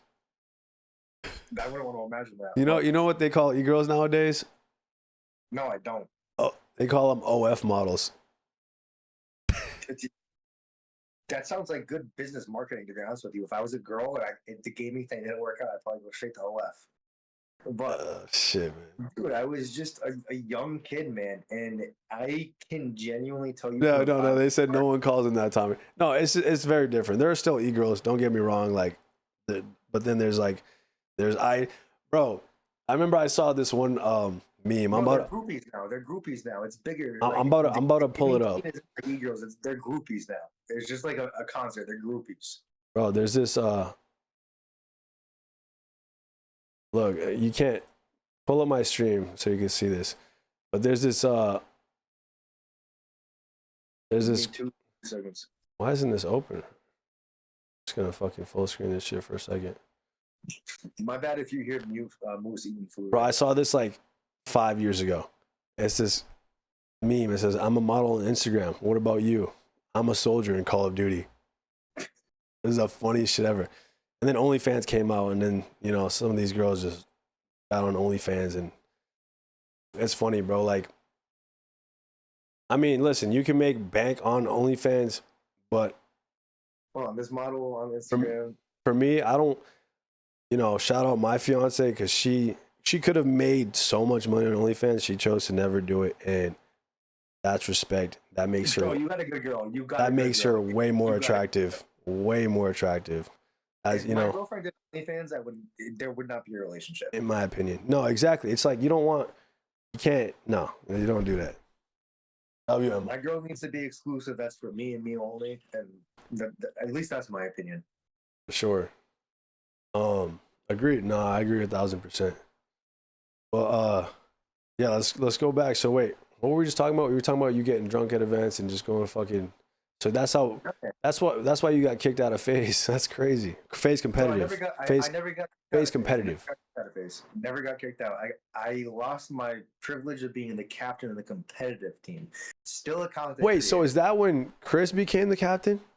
Yeah, and what happened was what Apex said when you started the stream I had an MP7 2-piece and a quick scope. It was 5-5 S&D on standoff, and it was the end of the map count. This was the last round to get top 8, and I was playing Spacely Huddle Evil. I was playing Evil, And then I single-handedly, dude, it was a 1v3 quad, MP7, quickscope. I quickscope John on the boxes on standoff. For pro status, everybody went crazy. It wasn't getting streamed, dude. It should have been. It actually still gets me mad because this map should have been streamed. Wait, is this the 1v3 on standoff? Yes. Oh, that didn't get streamed? For pro status. It was a MP7, quickscope 3-piece. It was literally a 3-piece kill cam. What do you mean? What do you mean for pro status? This got FaZe Clan top 8. So top 8 was. Oh, I see what you're saying, bro. That clip was so fucking insane. I remember I saw that shit. I was watching. I was probably behind you watching this shit. You were. You guys all went crazy, dude. It was literally. Bro, wait. So, damn. Are there any clips from you competing that we can see on YouTube? No, man. You. There's not. You would have to go through like 20 videos of just like Soar versus TK, Soar versus Complexity, and then just probably 10. Nah, we couldn't do it. It would take like 5 hours just to like pinpoint the clips. Right. Oh, Miss Mercy in chat. She's one of my mods. Shout out Miss Mercy. She said, "Just girls that game." ... Put some respect on it. No, but here's the thing. Like, did I say something to piss somebody off? no, you just called it like I think we're talking about e-girls. But listen, Miss Mercy, you're not a fucking e-girl. That's just a term that was used back then. You do like the game. You're on the internet. I don't know what classifies an e-girl. Like, you're just, I don't know. Like, regardless, that term isn't really used. I don't hear it at all. Fucking Garrett's talking about shit from fucking 2014, you know? So, yeah, it's a while ago. Miss Mercy be gaming. She be playing COD. I know she loves Call of Duty. But, OpTic Gaming versus FaZe Game 3 CLR 5 MLG Anaheim. No, don't open that. Why? Because bad game. We could play against OpTic and Complexity on main stage at Anaheim, and my headset didn't fucking work. I had no communication with anybody the entire time. I was banging on methods. I was like, I think I started banging on you at one time. I was like, Pause. I can't talk to anybody. Pause.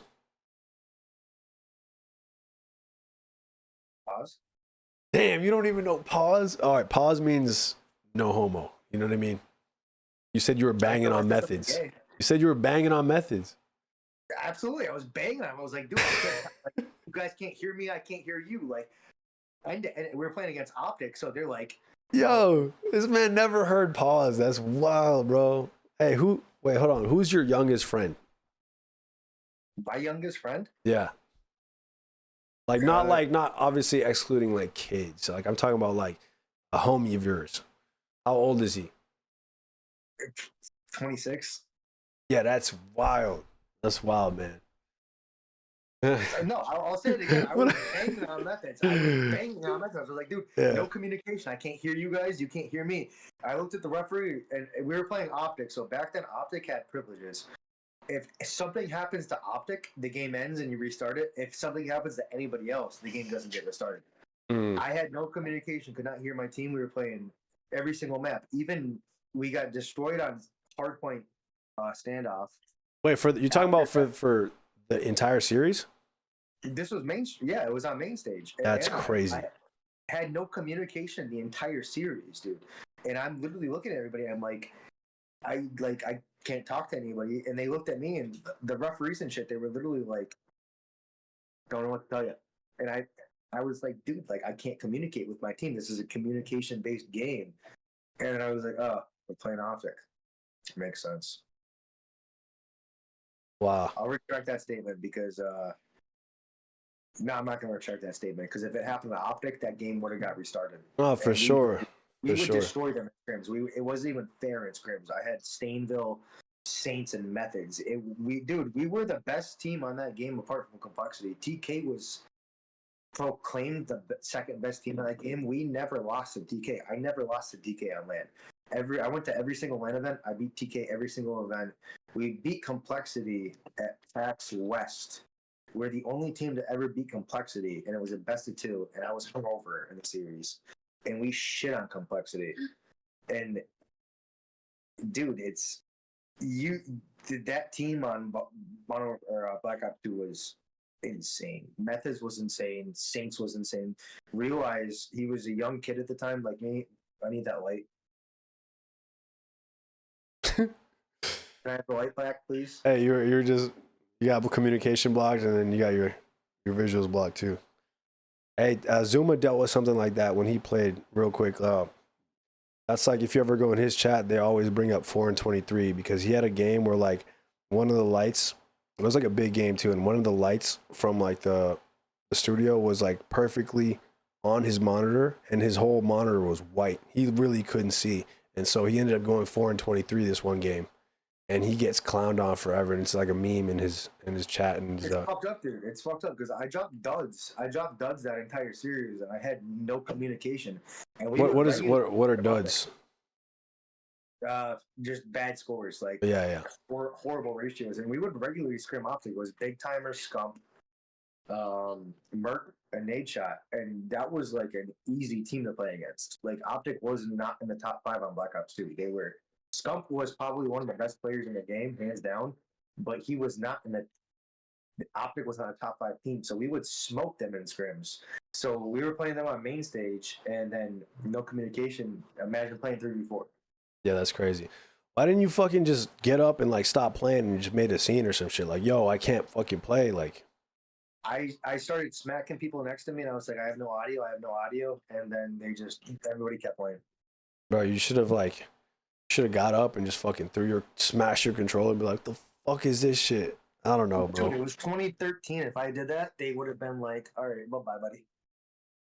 Yeah, I don't know, man. That's unfortunate. That's really unfortunate.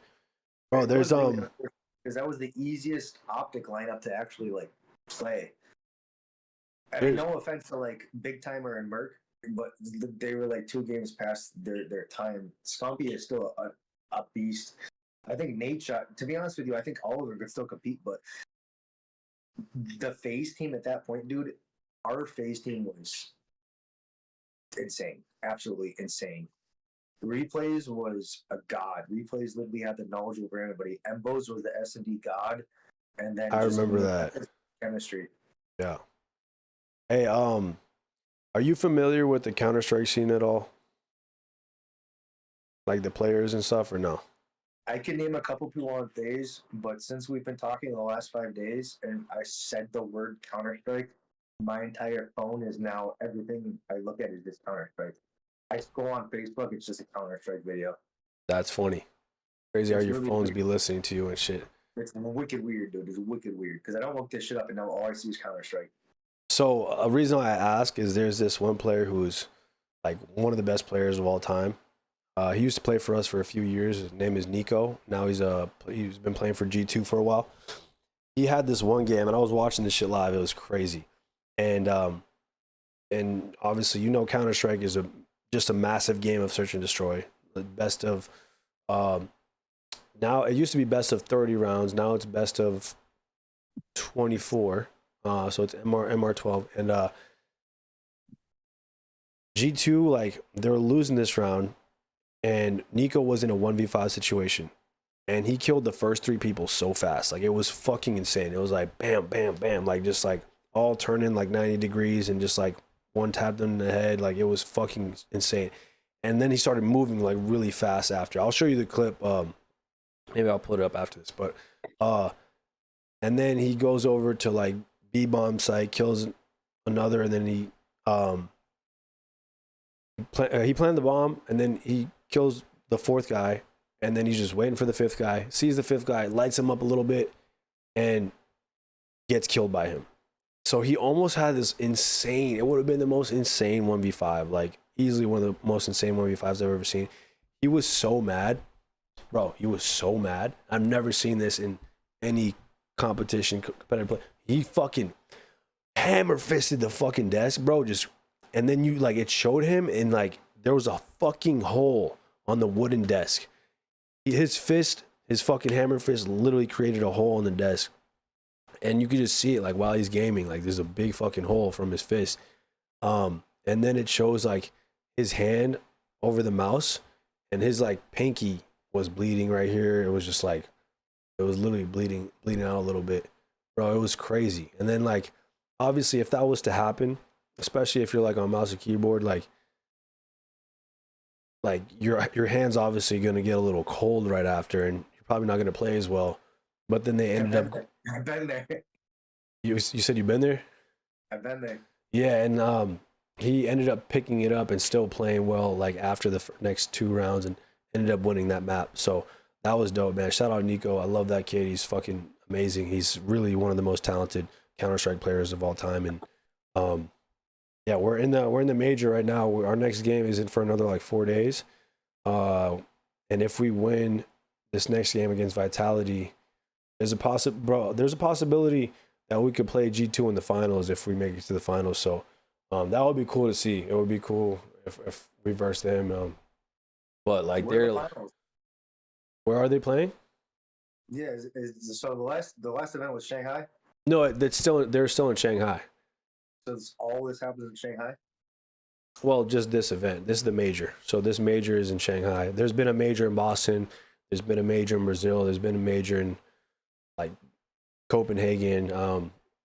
Those have been like the last few years. That's actually beautiful for the scene because, from my understanding, Counter-Strike is the only game that's actually trying to do events everywhere. Yeah, I mean it's also a worldwide game, and to an extent, Call of Duty is too. But Call of Duty is way bigger in North America than it is anywhere else. From my understanding, it doesn't really leave North America.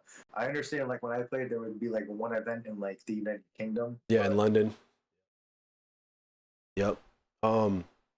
Yeah, man. No, Counter-Strike is world. It's like a world-class esport. That's why, just like last month, I realized this is my favorite game of all time because I've watched it by far more than anything else. I get up at fucking 3 a.m. to watch this shit when our team's playing in Asia. I've done that so many times, and I enjoy it. Like I literally I don't need fucking coffee to watch it. It's instant dopamine when I'm watching this shit, and then there's nothing like it. And so, it's my main game. I already, that. For me, like Call of Duty just doesn't hit like that anymore. I can't just hop on it. It feels like a mini game to me. Yeah. Yeah, it's weird, bro. And plus, it's like it feels like a mini game, and it also, at times, feels like brain rot. Like there's just so much going on. Like there's so much going on. It's fucking crazy. And like back when we used to play, it was a more simpler time. Kids weren't as good, but now it's like you get your skill-based matchmaking fucked it up. And I feel like Activision, they don't really fucking care that much about the game because they could fix a lot of these issues and make the game a lot better, but they just don't. It feels like they don't care. Like they don't care. They pump out a new copy every single year. The copy sells so many copies that it makes a shitload of money. Instead of being a good business where they could actually support the online aspect, they made their money. They're worried about all the money we just made. It goes into production for the next one, so we can pump out another title in 12 months. Yeah, and continuously keep pumping it out. Just so their money comes from people buying the game. And for sure. Obviously, the pub players, they have like in-game. What's the word I want? Where you can buy shit in game, like buy skins. Buy skins and digital. Their money comes from that, and it comes from the new release, and all of it's literally designated towards the new gamer. You're gonna come in here at 12 years old. You want to play the game to buy a cool camo. Bro, by the way, I don't know if you know this, but this Call of Duty, you probably don't, but this Call of Duty, they're selling audio packs. So if you want to hear the game better, it's like you gotta fucking buy this audio pack. If I'm not mistaken, that's what I heard. Is that true, chat? I know that you're bringing this up, Brando, but that's what I heard.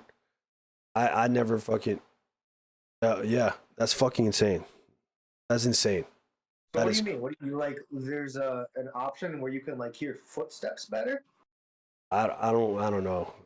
You guys explain it to me. It's $20 a month. Oh my god, bro! They are stealing, bro. Holy shit!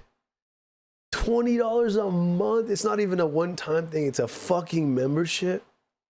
To have like an advantage for audio. Wow. Bro, that's fucking insane. Bro, they are literally stealing money from. That's crazy. To have an advantage for audio? That is crazy. Hold on, I'm actually looking at your chat now. Is this real, bro? I'm looking this up. Like, what do I search up? My beard's longer. Audio pack for Black Ops 6. That can't be a thing, dude. That's A like, more detailed dynamic soundscape. The adaptive battlefield, listen and locate. I'm just gonna type in cost. For $20. Zach, I love you. Is it $20 a month or is it $20? Is this a monthly thing?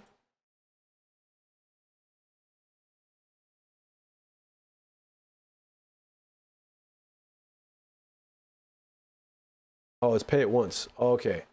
All right. Thank God it's pay it once. That like still crazy, but like For audio settings, I still don't understand. Like, you pay to get like. it's so stupid. It's actually so dumb. That's like it's really fucking insane. It's fucking crazy. It goes to show Call of Duty doesn't give a fuck about like the actual like fan. They just want to promote something that's gonna just bring Bro, in. just make fucking better skins and shit. Like, do it that way. Don't fucking sell. Like, selling audio pack is so fucking crazy. That is crazy, bro. $2 camos to $20 audio packs. Tell them about it. What is the audio pack? What does the audio pack do? It makes you like hear footsteps better. I'm sure you hear the game better. You hear the footsteps better. I'm sure you get an advantage in that way, 100%. I don't fucking know, but I can't imagine it being anything else. You just hear the game better. That's what Zeffy's saying. So what does Astro say to this? Like, what is like Triton? I don't know if Triton's in the equation. I don't know if Turtle Beach is in the equation. I don't fucking know, bro. Their headsets are revolved around like making something that like, and they're all in cahoots. Like Call of Duty, Activision, they're all in cahoots with all these people that make the. But Activision's the publisher, so they're like, essentially, if you want to unlock a better sound, doesn't matter what fucking headset you're wearing. Yeah, you gotta buy it. You gotta buy it. You have to, dude. That's fucking weird, dude. Yeah, that's crazy. That's actually fucking crazy, dude. Yeah, people don't use Turtle Beach anymore. We have SteelSeries is one of our sponsors for our esports teams. I ran SteelSeries. Love SteelSeries. Their shit's really good. Even though I'm using like IEMs, like I prefer that, just more comfortable, and I feel like I can hear it better. But SteelSeries, if I'm using any headset, SteelSeries, and that's not even like on some sponsored shit. Like that's really like their quality is amazing. We have some like FaZe SteelSeries too. The mouse I'm using, it's like a FaZe mouse for my gaming. It's also wireless. So I can. Pretty cool. This is it right here. Do you remember the Siberias? What? Siberias? Yeah, SteelSeries Siberias. The name rings a bell. Oh, they have SteelSeries IEMs? No way. I didn't know that. It's fucking crazy. I gotta get those.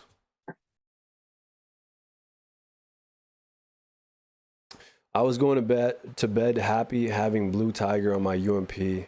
Imagine the nightmares they have camo grinding these days. Straight brain rot, bud. No, truly, like that's really how it is. Like a lot of people, they grind camos when the Call of Duty comes out, or at some point. Like if you want the best camos, you gotta grind the camos, and it's just like a fucking insane. Like the shit that you gotta do now is fucking crazy. For all the. Dude, we used to have like rumors about camos on like COD 4 and MW2. Like on COD 4, we thought that like Blue Tiger made you shoot faster, Red Tiger made your bullets a little bit stronger, Digital would like give you better aim. Dude, like Yeah. It's crazy. No. So I wanted to ask you too, when you were talking about Crowder, and this is for the Call of Duty heads, what are some of the things that, or like at least one of the things he told you that made you a better player? Counting spawns, dude. Like so the thing with him was like, I understand that he was a coach for FaZe Clan, but he was one of the best supportive players. He was everything, dude. He wasn't a slayer, but he was a slayer.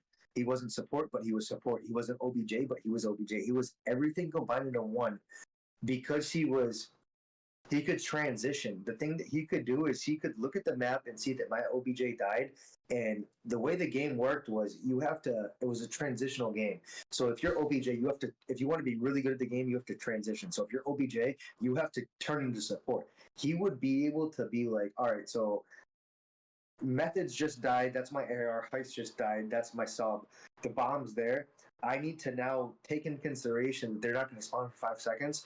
I need to beat the OBJ, hold down the spawn, watch the flank, make sure the anchor doesn't get taken out. He was the coach and the player at the same time. And if that kid played with me for another year, we would have never lost. And I fucked up really bad.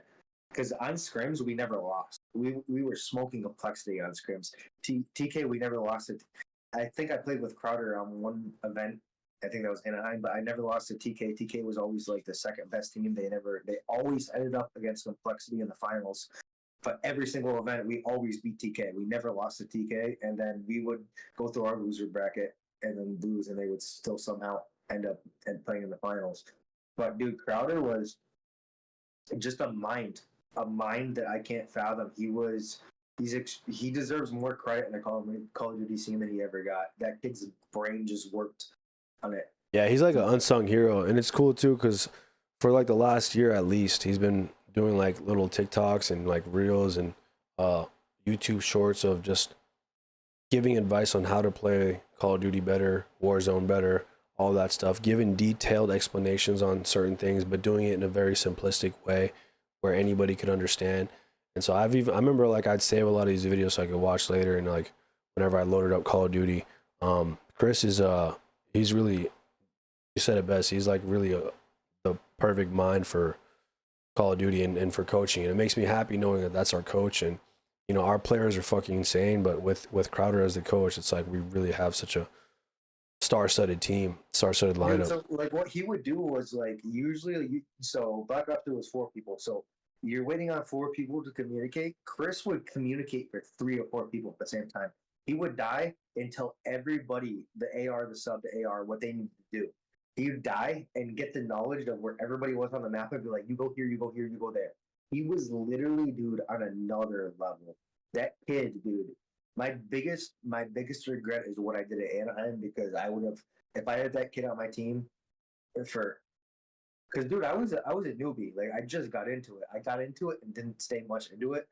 I didn't have much guidance apart from like YouTube and scrimming. That kid, dude, if I had that kid for another year, I can't even tell you what would have happened. Right. And it's funny because at Anaheim, that 1v2, it was a 1v3. MP7 on standoff. I was at B-Bomb, and we were playing against, it was evil. It was like Spacely, Huddle, John, and Slacked. And I got a 2-piece with MP7, whipped out my fucking DSR, and then I quick scoped John off a head glitch on boxes in the back of standoff for top 8.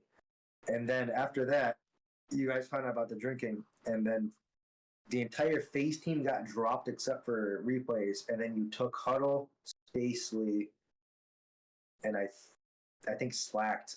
Yep. And then every event after that. Damn, that's crazy, bro. I remember that team. I remember going to Seattle with them. Yeah, I beat you at Seattle. I beat you at every single event after that. I love you, but I did. I love you so much, but I did. Hey, I mean, shit, I wasn't playing, bro. You're lucky. You had a different story if I was playing.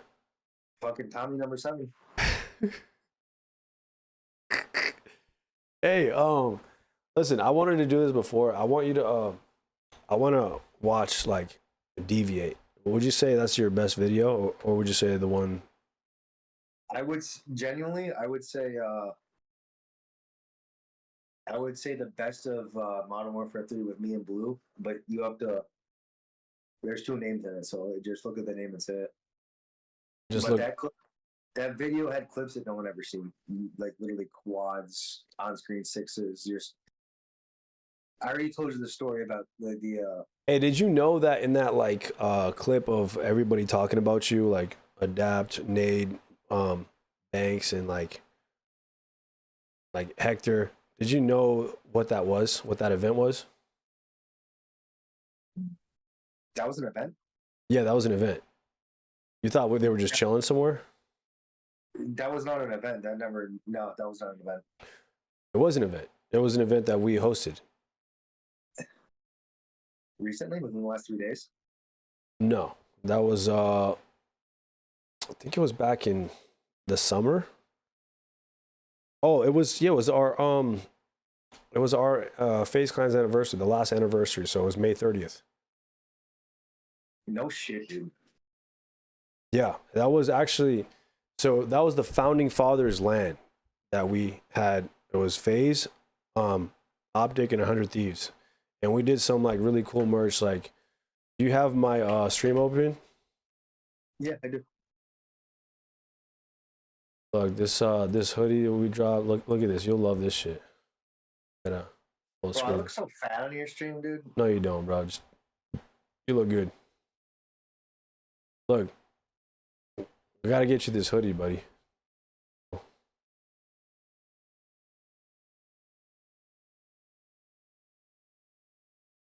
How sick is that?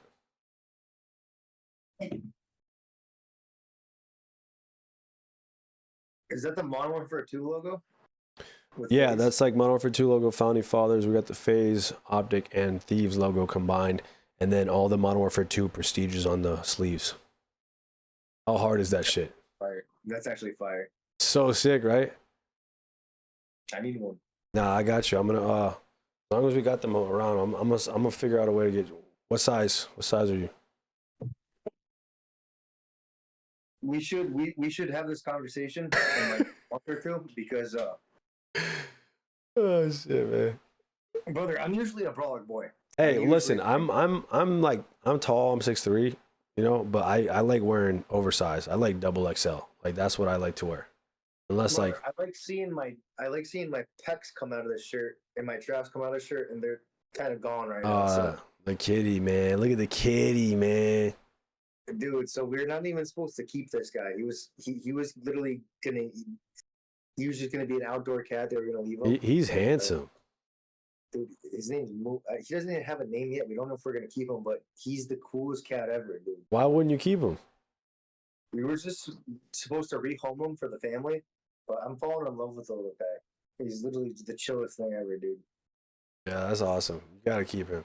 Are those still in stock? My entire life, dude. So like, I'm not used to like a cool cat. I've never liked cats. Show them how jacked Garrett was. Here, I'll show you his profile picture on Twitter. Motherfucker got yoked real quick. But did I? Kind of did, buddy. You're getting big on him. I got pretty yoked. And look at this picture of us. You sent that to me. That's cool. You were this is when you were in Soar and you probably just beat us because we're looking like that was PAX. You did just beat us there, I'm assuming? Yeah, dude. Because yeah, you were in Soar, obviously the purple jersey, and I see Crowder right there still getting his shit. Like usually the team that wins is usually gets up first. Oh, he was furious. He was furious, dude. Yeah. And, like I cursed you guys. You got rid of me. I never lost to you guys again. That's funny. No, deadass. I've never, ever lost to you guys again. I don't think I lost to your players again. It's even if they left FaZe, whatever player went to another team, I was like, I'm the angry. Bro, it fucking like I can't imagine how you feel, but it fucking like it really like upsets me and it kind of infuriates. Like I have a mix of emotions of you departing the scene because you had a fucking God-given ability as a gamer. It wasn't my choice, man. It was the circumstances of my living environment. I didn't. No, I understand. It's. You think I want to do concrete, brother? You think I really want to do concrete? No, I definitely understand. But hey, like we're both still young. There's still time left where you can figure stuff out. Obviously, it's harder now than it's ever been, but it's only gonna get harder if you're not a part of it. And I don't know, like who knows? At end of the day, brother, it's on you to like figure this stuff out, and I'll help you obviously in any way that I can help. And the community loves you, so like you have their support, and you know, like that's a huge thing. And I think like I don't know, it's not gonna be something that you can just drop your job and do this fucking full time. Absolutely not. I own a company, so I can't do that. Yeah, and I wouldn't advise that either. Like hell no. Like But if this is so, obviously this is something that brings you joy, and I think like at the very least, it should be just something that you do for fun. You know, start What I there. wanted to do was, dude, I want to stream really bad. I want to play Warzone, because specifically Rebirth. I will be on your stream every fucking day, just watching whenever I can, bro. Like, I need to see this. Dude, I don't want to be like the kid that just says what everybody wants to hear. I don't want to be the nice kid. I'm a very nice kid. I'm wicked polite, but I don't want to be the person who has to hold a specific filter. No, bro. Be yourself. I want to be myself. Bro, that's what you got to be, and people will connect with you more by you being yourself. I can't imagine, like, yeah, you're a nice guy, but when you game, bro, you fucking, like, it's like, bro, Michael Jordan, when he was on the court, that motherfucker was like a bad man, bro. Like, people did not like him. And Kobe, the same thing. Like, you know, it's a whole different fucking beast. So like, don't even think about having a filter, bro. When you stream, just be yourself, and people will fuck with that, and they'll appreciate and like you more because of it. I gotta cut you off for 1 second. Shout out to Spuzz and shout out to Zach, because Spuzz and Zach, I never played in top sixes, and I'm actually mind blown that Spuzz is in this right now. Zach, I love you more than anything, my brother, but I never played in top sixes. I always played it with like 2 people. And hold on, you got to explain what top sixes are, because you had to explain that to me the other day. I didn't know what they meant. So a top six is essentially domination drop zone search and destroy was a 12 people lobby, so your teams were 6x6. So you get a top 6, you get all your friends, you have a party of 6. And then a lot of people that were on the upper echelon, they would coordinate their top 6 to basically have one person be an anchor, control the spawn, one person does this, and it would be like 1 or 2 snipers that were important that would get all the clips. And if you didn't do what they wanted in their lobby, you would get kicked out of their top 6. That shit is so lame, bro. It's so lame. It's essentially like you're setting up. It's like trick shotting. Like you got someone setting up for you, and like not like just trying to make it look like they're not setting up. There's a couple people that I could say a lot of names that did that I want to say really bad right now. Air them out, man. Fuck it. Nah, I'm just kidding. I gotta take a piss. If I drink another Corona, we might do that. So Zach and Spuzz, I see it in the chat right now. I would play with like 2 or 3 other people. If they split an on-screen 7, they would never hear about it, man. I would never be mean. I would never tell them what to do. I just played with like who I played with just to enjoy gaming. It was never about clips. It was never about you have to go here, control this spawn. And a lot of the people that like were big on FaZe with feeding, you look in the top left corner of every clip in the mini map, it's a party of 6, and every clip is different because that person didn't last long in the party of 6 because they didn't hold a spawn good enough so that one person could get an opportunity to get a feed. I remember earlier you were bringing up, you know, like controlling the spawns and stuff like that, and seeing if someone's watching kill cams or not. And like, I don't know if people know, like the average Call of Duty viewer might not know this, but let's say you kill someone, you can see if they're watching the kill cam, right? If you like hold the scoreboard up, if there's a skull next to their name for longer than a half second, they're watching the kill cam.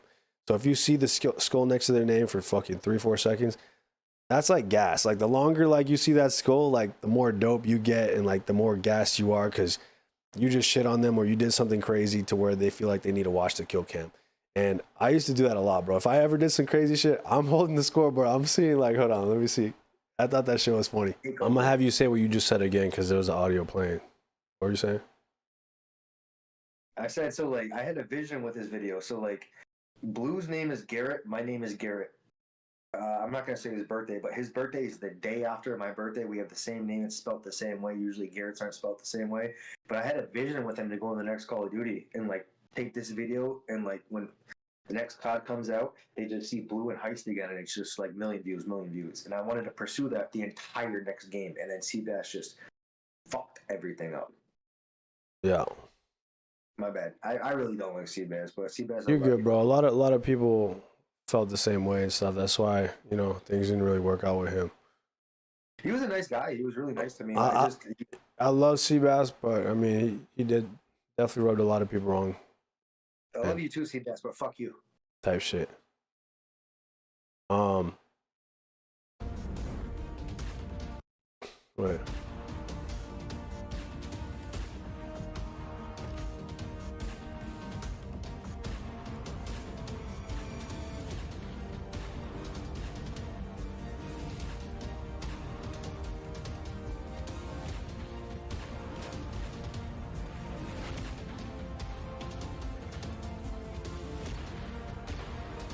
I need to watch this full screen.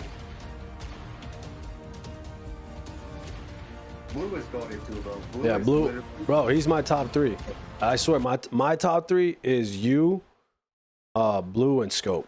Like you, Blue, and Scope. Like you guys are my top 3 all time.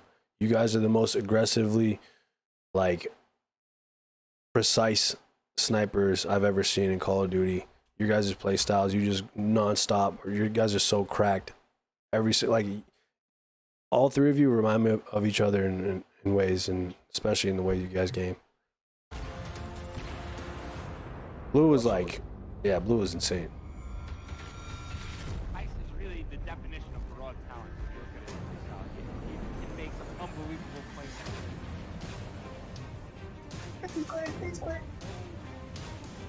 This clip is fucked.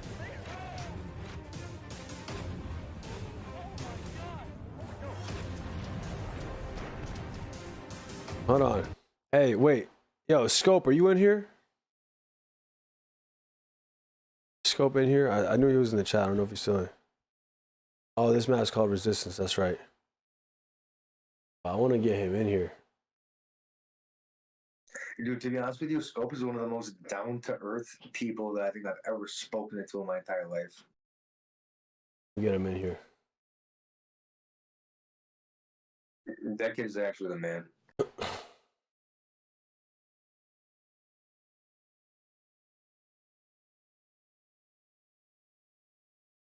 Might not be in a setup here. He'll probably join at some point.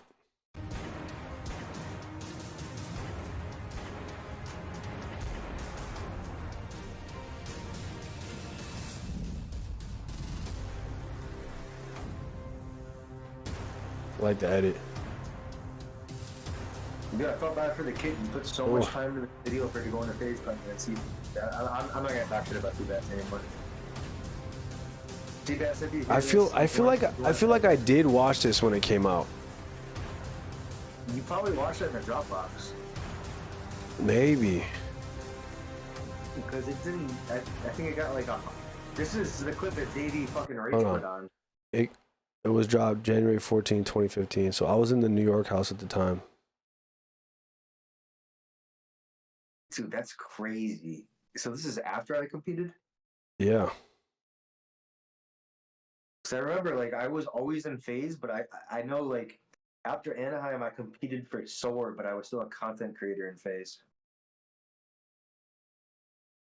That's crazy, dude. You get a Scope.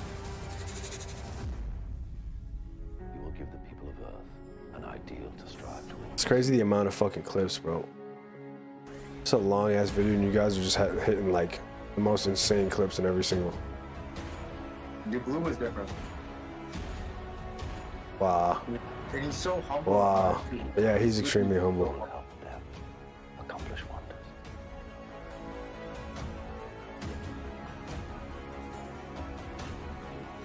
Dude, I remember this. I'm not bad, bro. I'm watching it live on YouTube, so I'm like 5 seconds like behind everything you're seeing there. Bro, I'm telling you, there's a way you can watch this shit live if you just figure it out on Discord right now. It's not hard. You gotta hit back or something and then click watch stream.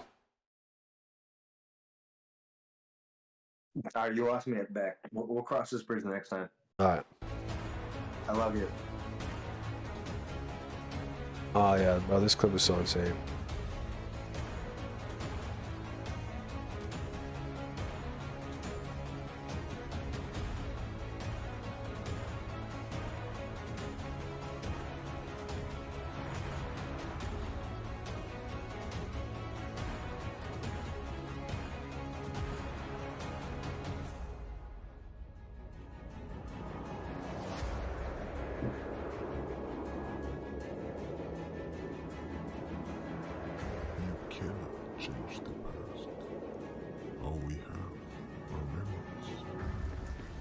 Fuck you, Spuzz.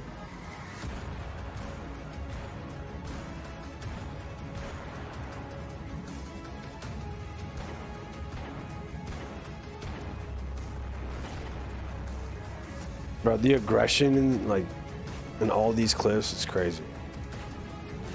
Dude, the weirdest thing is like, I don't know anything about editing, but I just realized you could do so much with editing just based off the So you know how usually you sync everything with the bullets? You could I'm starting to realize you can sync the bullets with a song, in the sense of you can create your own beat almost.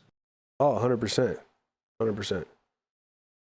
I thought everything you just had to have a clip, a shot has to go off when there's a chorus or something. Dog, that's how I've always edited my shit. I never was one to add effects. I didn't care for any of that, but I always made it simple, clean.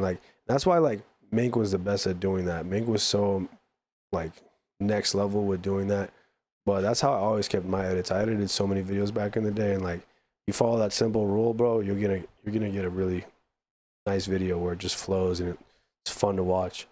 Dude, he could make the gunshot a drum. He could make it a snare. He could make it a part of the music. Right.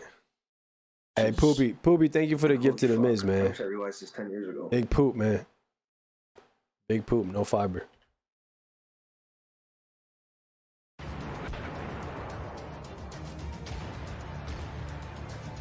Oh, I remember this map. I remember this clip, actually. Oh my god, that clip was nasty, bro. With the 360. 720, that was blue. Oh, Right? 720. Oh, that was disgusting. I forgot about this one. What the fuck? That was demonic. He's an alien, bro. Blue's an alien.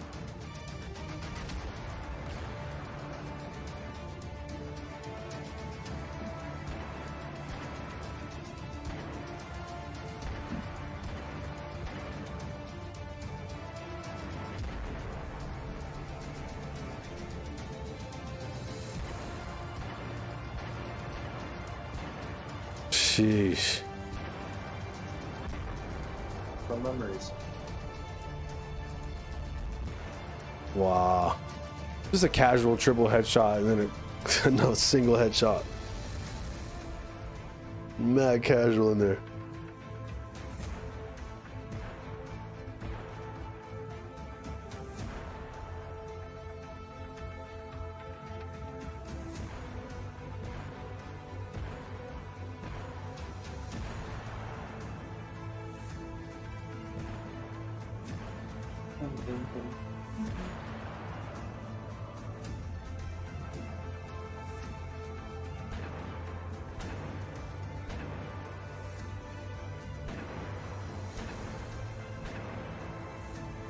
Wow. Bro, I need to see that one again. Jeez. Jeez, bro.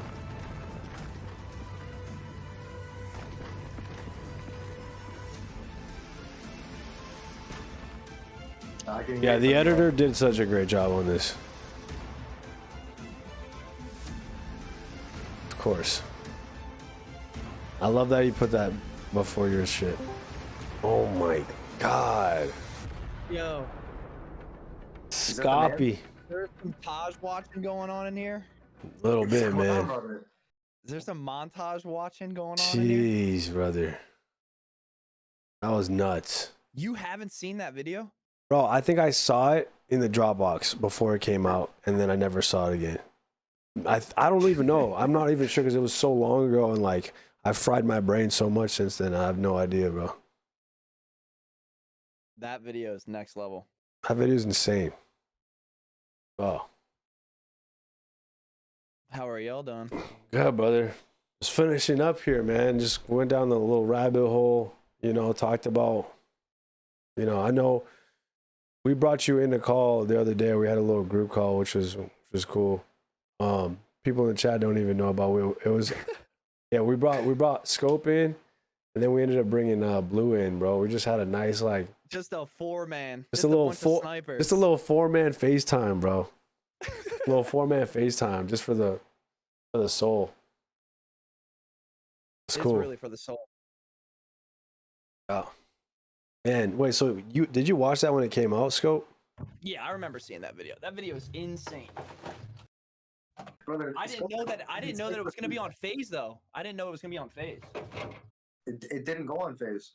Well, I know. I didn't know the lore behind that though. That's what I'm saying. So I'm gonna say it now. People think that Pomage and Sprat are the best. You're off your fucking rocker. Hey, even fucking Off your rocker. even Scope thinks Sprat's up there. I mean, no, Sprat like Dude, no, Sprat's the goat. he's definitely. I would put him top 5. I'll put him. There's so many good ones, bro. All of them are so fucked. I have nothing against Sprat. I think Sprat's absolutely amazing. I think his thing was he was just so consistent. Like he would consistently pump out good. To be honest with you, I don't have the jurisdiction to speak about Sprat. I really don't. I didn't follow him. I didn't play with him. I was American. He was European. I can't say a bad thing about Sprat. But bro, every year, so consistent every year, and like never stopped. Still on it to this day. It's crazy. I will say this though, Pomage didn't play with me because I dropped 100 kills every single map and took all the clips, and I was friends with his group, and I got blacklisted for that. And Pomage, if you have anything to say, you can say it here. You can tweet me. You can say it to me in person, but it's facts. Shit. So you're telling me Heist and Pomage boxing? I would love to. I'm 5'8", 205. I'll cut down to 170. You can fight at 220. Yo, that is crazy. I'll give him a 50-pound class. So you can have a 50-pound. Who from the COD community do you think would be good for a boxing event? That's a good question. You have to ponder on that one. Wait, sniper or just in general? Just anyone. A Call of Duty boxing event. Call of Duty boxing event? Rockstar would fuck people up. Who? I think Rockstar would fuck people up. 100%. Rockstar Rockstar's a little tank, bro. He's a tank. He's a tank for sure. Would body anyone. And then I think he played D1 baseball. He was a multi-athlete, a scholar. That kid's actually an athlete. Rockstar would fuck kids up. He's the GOAT. He is such a good dude. Dizzy said censor. Doug doesn't know how to fight. Doug knows how to do pull-ups. I'd fight Doug. I would fight Doug, and he would look 1,000 times better than me, and I would win. I don't know. What if Doug's got that, like, you don't think Doug's got that killer in him? No, Doug's going to shoot a floppy double leg, and he's going to end up in a guillotine. Zach said, I told Garrett no controversy, but the beers got to him. Right. Well, you brought up the celebrity shit. Zach kid is my first, apart from the Tyler kid I was talking about, that Zach kid is my first Call of Duty friend ever. I remember seeing him in lobbies. That name.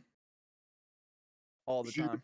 He's just like this young Southern boy that doesn't give a fuck. He doesn't give a fuck who he plays with. He just wants to like have fun. Who's this? Oh, Zach? Yeah, Spuzz too. Spuzz used to be in my top 6s. That's cool. Hey, I would say that's been it for the segment, man. Unless you guys want to add anything else, you know, it's been fun, man. This is awesome. No, man, I want to thank you for the opportunity. It was an absolute pleasure. Obviously, you guys have seen me drink a couple beers, so a lot of the things I said I don't actually mean to some extent, but it was just. Oh, you're good. Don't even trip, man. Don't even trip. Game, dude. Don't even trip, brother. You're good. You're good. You don't gotta apologize for shit. No, but if you want to set up that celebrity boxing match, we can. I'm not a celebrity anymore, so it's probably not gonna pull anything because I have no problem doing that. You deserve your flowers, Heist. Facts. You deserve all your flowers and more, bro. You did some insane shit in the 3 years, bro. Only 3 years. And we're talking about this shit 10 plus years later. So, bro, you getting a PC? Nah, he's getting a PC ASAP. As soon as like riding a bike. It's like, dude, so sniping's like riding a bike. Yeah, I can say that on sticks, but going to a new console, PC's not even a console. Going to that, dude, I'm probably gonna be ass. No, it's not too different. I mean, you just gotta overclock your controller and you can play on your controller. So is there literally just like you plug a USB into the back of your like computer, and then the other end of that USB just plugs into a controller, and you just Yep. And then you got to overclock it. You got to make sure you overclock it, because otherwise you're gonna get a 3 millisecond delay, which makes a big difference. Yeah, we'll talk all about that after. We can help set you up and stuff. And then yeah, bro. What the cool thing about PC is you get to like change your FOV, where like standard Call of Duty is 90, right? Or is it 80? Scope. I think it's 80. I think it's 80. So you know what FOV means? Nice. Field of view. Yep. You can change it to like 120, so you can literally see, you know, like you have your peripheral like way more. It's like Call of Duty 4 mods. I was just about to say it. I was thinking so you don't have to turn your Xbox off. Oh wait, you know about that because you played Rebirth. Yeah, so I had my FOV on like 105. I think I played on 105. Yeah, that's a good one. Hello, Miss Mercy May. I own a concrete company. I don't need to stream daily. And Pamaj, if he wants to fight me, he can say something in this thing. Other than that, shit, man. I'm down to watch that shit. I'm down to watch that for sure. Fuck it. Not enough beef in the COD community. No, but I would love to do a celebrity boxing match, but I just don't have the following to actually do it. Yeah. Who the fuck is gonna watch FaZe Heist fight? No one gives a fuck about FaZe Heist. Hey, I care about FaZe I give a Heist. fuck about how. Yeah. The fuck you talking about? You're smoking papaya, bro. Don't bring that type of fake energy in here. Bring back bullying. Hey, man, it's been a fucking honor talking to you, Garrett, and reconnecting with you after so long. I fucking love you. The community loves you. I know Scope loves you. I love you. And we can't wait for you to, you know, come back to whatever degree you decide to come back, and just honestly be able to game with you and be able to watch your streams and see. And bro, I'm so excited. I'm so excited to see the return of Heist.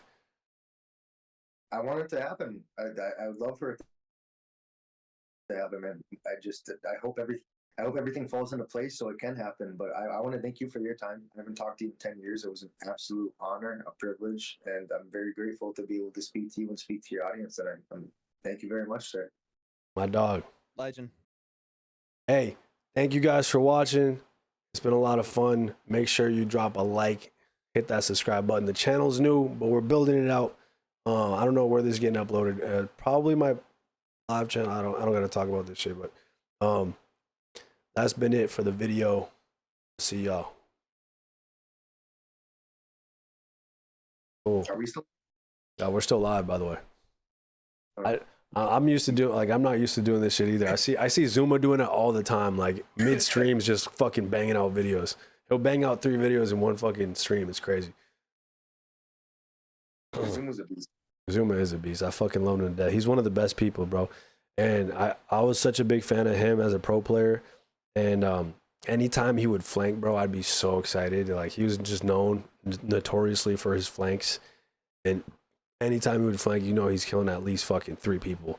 So it was dope. And then he even started his own podcast, or like a stream called The Flank. Like, and The Flank's fucking blowing up, man. He's doing, like, he had a record-breaking stream yesterday. He covers, I don't know if you know about this, Garrett, but he covers all like the CDL events, all the Call of Duty events, and he brings a lot of these pros, like whether they're former pros or new pros or current pros, in and talks to them. He goes over VODs and shit and scrims and watches all the games. So and he's funny, dude. He's funny as fuck. He's mad funny. Hilarious. He's the Italian fucking stallion, bro. Like, he's like, honestly, he's one of my favorite people in this space too. Like, I fucking love Tommy to death. One of the most genuine, nice. I was about to say that. He's super genuine. Bro, he's one of the nicest people in the world. And he's fucking hilarious. Like, that fool is so funny. I got to see, when he was competing, I got to see his dad pull up to an event. It was in London. And his dad is like fucking old school Italian fucking mob fucking dude. You know what I'm saying? And like, this dude really, like, he like tried to steal a cop car or some shit. And he did some fucking crazy shit and like Jersey. He got banned from the United States. So Tommy didn't see his dad for like 5 years, and then they got to reconnect at an event in London. And I remember because we won that event. It was when we had Zuma, Enable, Clayster, and Attach. And we won that event, and it was in front of his dad. And I remember there's a picture of like his dad over his chair at one point when watching him game, and like just a look on his father's face, and like he was just so happy, and like it was just so cool to see that, you know. And his dad's the fucking man. His name is Giuseppe Paparazzo, absolute fucking legend. Shout out Zuma's mom too, nicest woman on the planet. She's super sweet, super genuine. I love Tommy to death. He's incredible. But was he good friends with Methods? Yeah, hell yeah. They're still good friends to this day. Like they're always like in the streams and shit, doing stuff together. So Zinni's a part of OpTic now. But like they're like, bro, Zuma will have these GTA roleplay streams. Have you ever seen that, Garrett? Like the roleplay shit on GTA? No, I've only seen him just like commentate over like scrims and shit. Bro, you gotta watch the type in COD Pros Takeover GTA and like watch that on YouTube at some point. And like it's like the GTA world, and like all the people in the COD community are in it. It's so geek. Yeah, Zuma has like a server. Like he has his own server on GTA. And like during off season, bro, all the pros hop in there and like they just like role play, and it's so fucking funny. And Celium, like, you know, like have you heard Celium talk? Bread. Is he the kid that's like, I'm not trying to be mean whatsoever when I say this, but he's like a little shorter. He's kind of like maybe like just a smaller individual, high pitched voice. Yeah, high pitch. Yeah. He's got like a high pitch, fast fucking. He talks fast as fuck. Like he's just rotate. Everybody go next. Like that's how he. That was me. That was literally me, bro. Yeah, no, but that's literally how he talks. It's so funny, and like, bro, it's insane. So AG, Pred from OpTic, like basically when they roleplay, when Celium and AG roleplay, they roleplay as each other. So AG roleplays as Celium in the game. And my first time, like I barely hopped on there, but I remember one time I hopped in there and I saw fucking Celium on the game, right? And I actually thought it was Celium because this motherfucker's over here. So I really thought Celium was just roleplaying himself. And I'm over here like, I don't know, bro. I couldn't believe it. And then after the fucking stream, the craziest shit happened. I tune into Celium's stream and I realized like his character's not him. And he's looking like this like white jacked guy, and like he's talking different. I'm like, what the fuck? So then like I tune into Pred's stream and I realize he's fucking Celium in the game. And bro, it's so funny. So when you watch COD Pros take over GTA, bro, just keep that in mind. Honestly, bro, it's so fucking they do a great job just making fun of each other, and it's fucking hilarious. Shit is too funny. Yo, Garrett, I'm gonna invite you to my Discord, bro. The favela. Like, I know I told you a little bit about it, but like that's where the gamers are. That's where, you know what I mean. That's where the gamers are at. I'm there every night, fucking playing CS and shit. Feel free to like literally just tap in whenever you want. Like, you can join the like a voice chat that we were always like. Usually, I get on at night, anywhere from fucking as early as 8 p.m. to like. Usually I get on around 10, but it can be 9 and shit. But I'll be on for a few hours just streaming CS and playing with the boys and shit. But like even in the we have like the general chat, we talk on there. It's like a fucking little group chat text or whatever, and it's dope, bro. I'm gonna invite you to it. And I appreciate that, man. I want to come back really bad. I obviously like I gotta get my financial circumstances situated to come back, but the last time I tried to come back, man, I didn't play with anybody, and that was the worst part. I literally would just play Rebirth, no mic, unmuted. I mean, I had a headset, I could hear footsteps and shit, but I wouldn't talk to anybody, so it was discouraging to come back when you're just playing by yourself. I hear you. And I don't want to like go on Twitter and be like, hey, FaZe Heist needs people like that. You know. Nah, hell no. I totally understand. Totally understand. Right. You could have hit me, bro. I know, like. You hit me a few times, and I'm just bad with Twitter DMs. Like, I didn't always see them and shit. Brother, you also have to take into consideration the fact that like I'm not a naive kid. You have you just had a kid, you just got engaged, you have more shit going on in your life that I can even comprehend. So like, don't look at it like you were busy on Twitter and you couldn't answer me. Like, you got shit going on, brother. I never looked at it like that. I was like, he's got shit going on. When he sees it, he'll see it. For sure. But that's life, man. But now we're back in direct communication, and it's great. And now you're a part of the favela. You got fucking Scope's number. We're fucking, you know what I'm saying? Soon enough, you're gonna have your PC, and you'll be back in the mix fully. And I can't wait for that. I want to come back. I want to do it in a different way, though. I just don't want to have a filter. I don't want to be like an asshole. No, I just bro. Have fun with it. No, I'm telling you, Whatever's fun, you chase that. That's pretty much how bro, it's been. you be your authentic self. People will fuck with that. You know what I'm saying? I recommend like you watching like certain people's streams. Bro, watch fucking Ronaldo streams. That motherfucker has no filter. He's doing crazy shit. Like Stable Ronaldo, like that fool is hilarious. Like, I don't know. Just be yourself. People will fuck with you, bro. I promise. It's gonna happen, man, and it needs to happen. It's been 10 years in the making, and it's like riding a bike. Yeah. Riding. Yes, sir.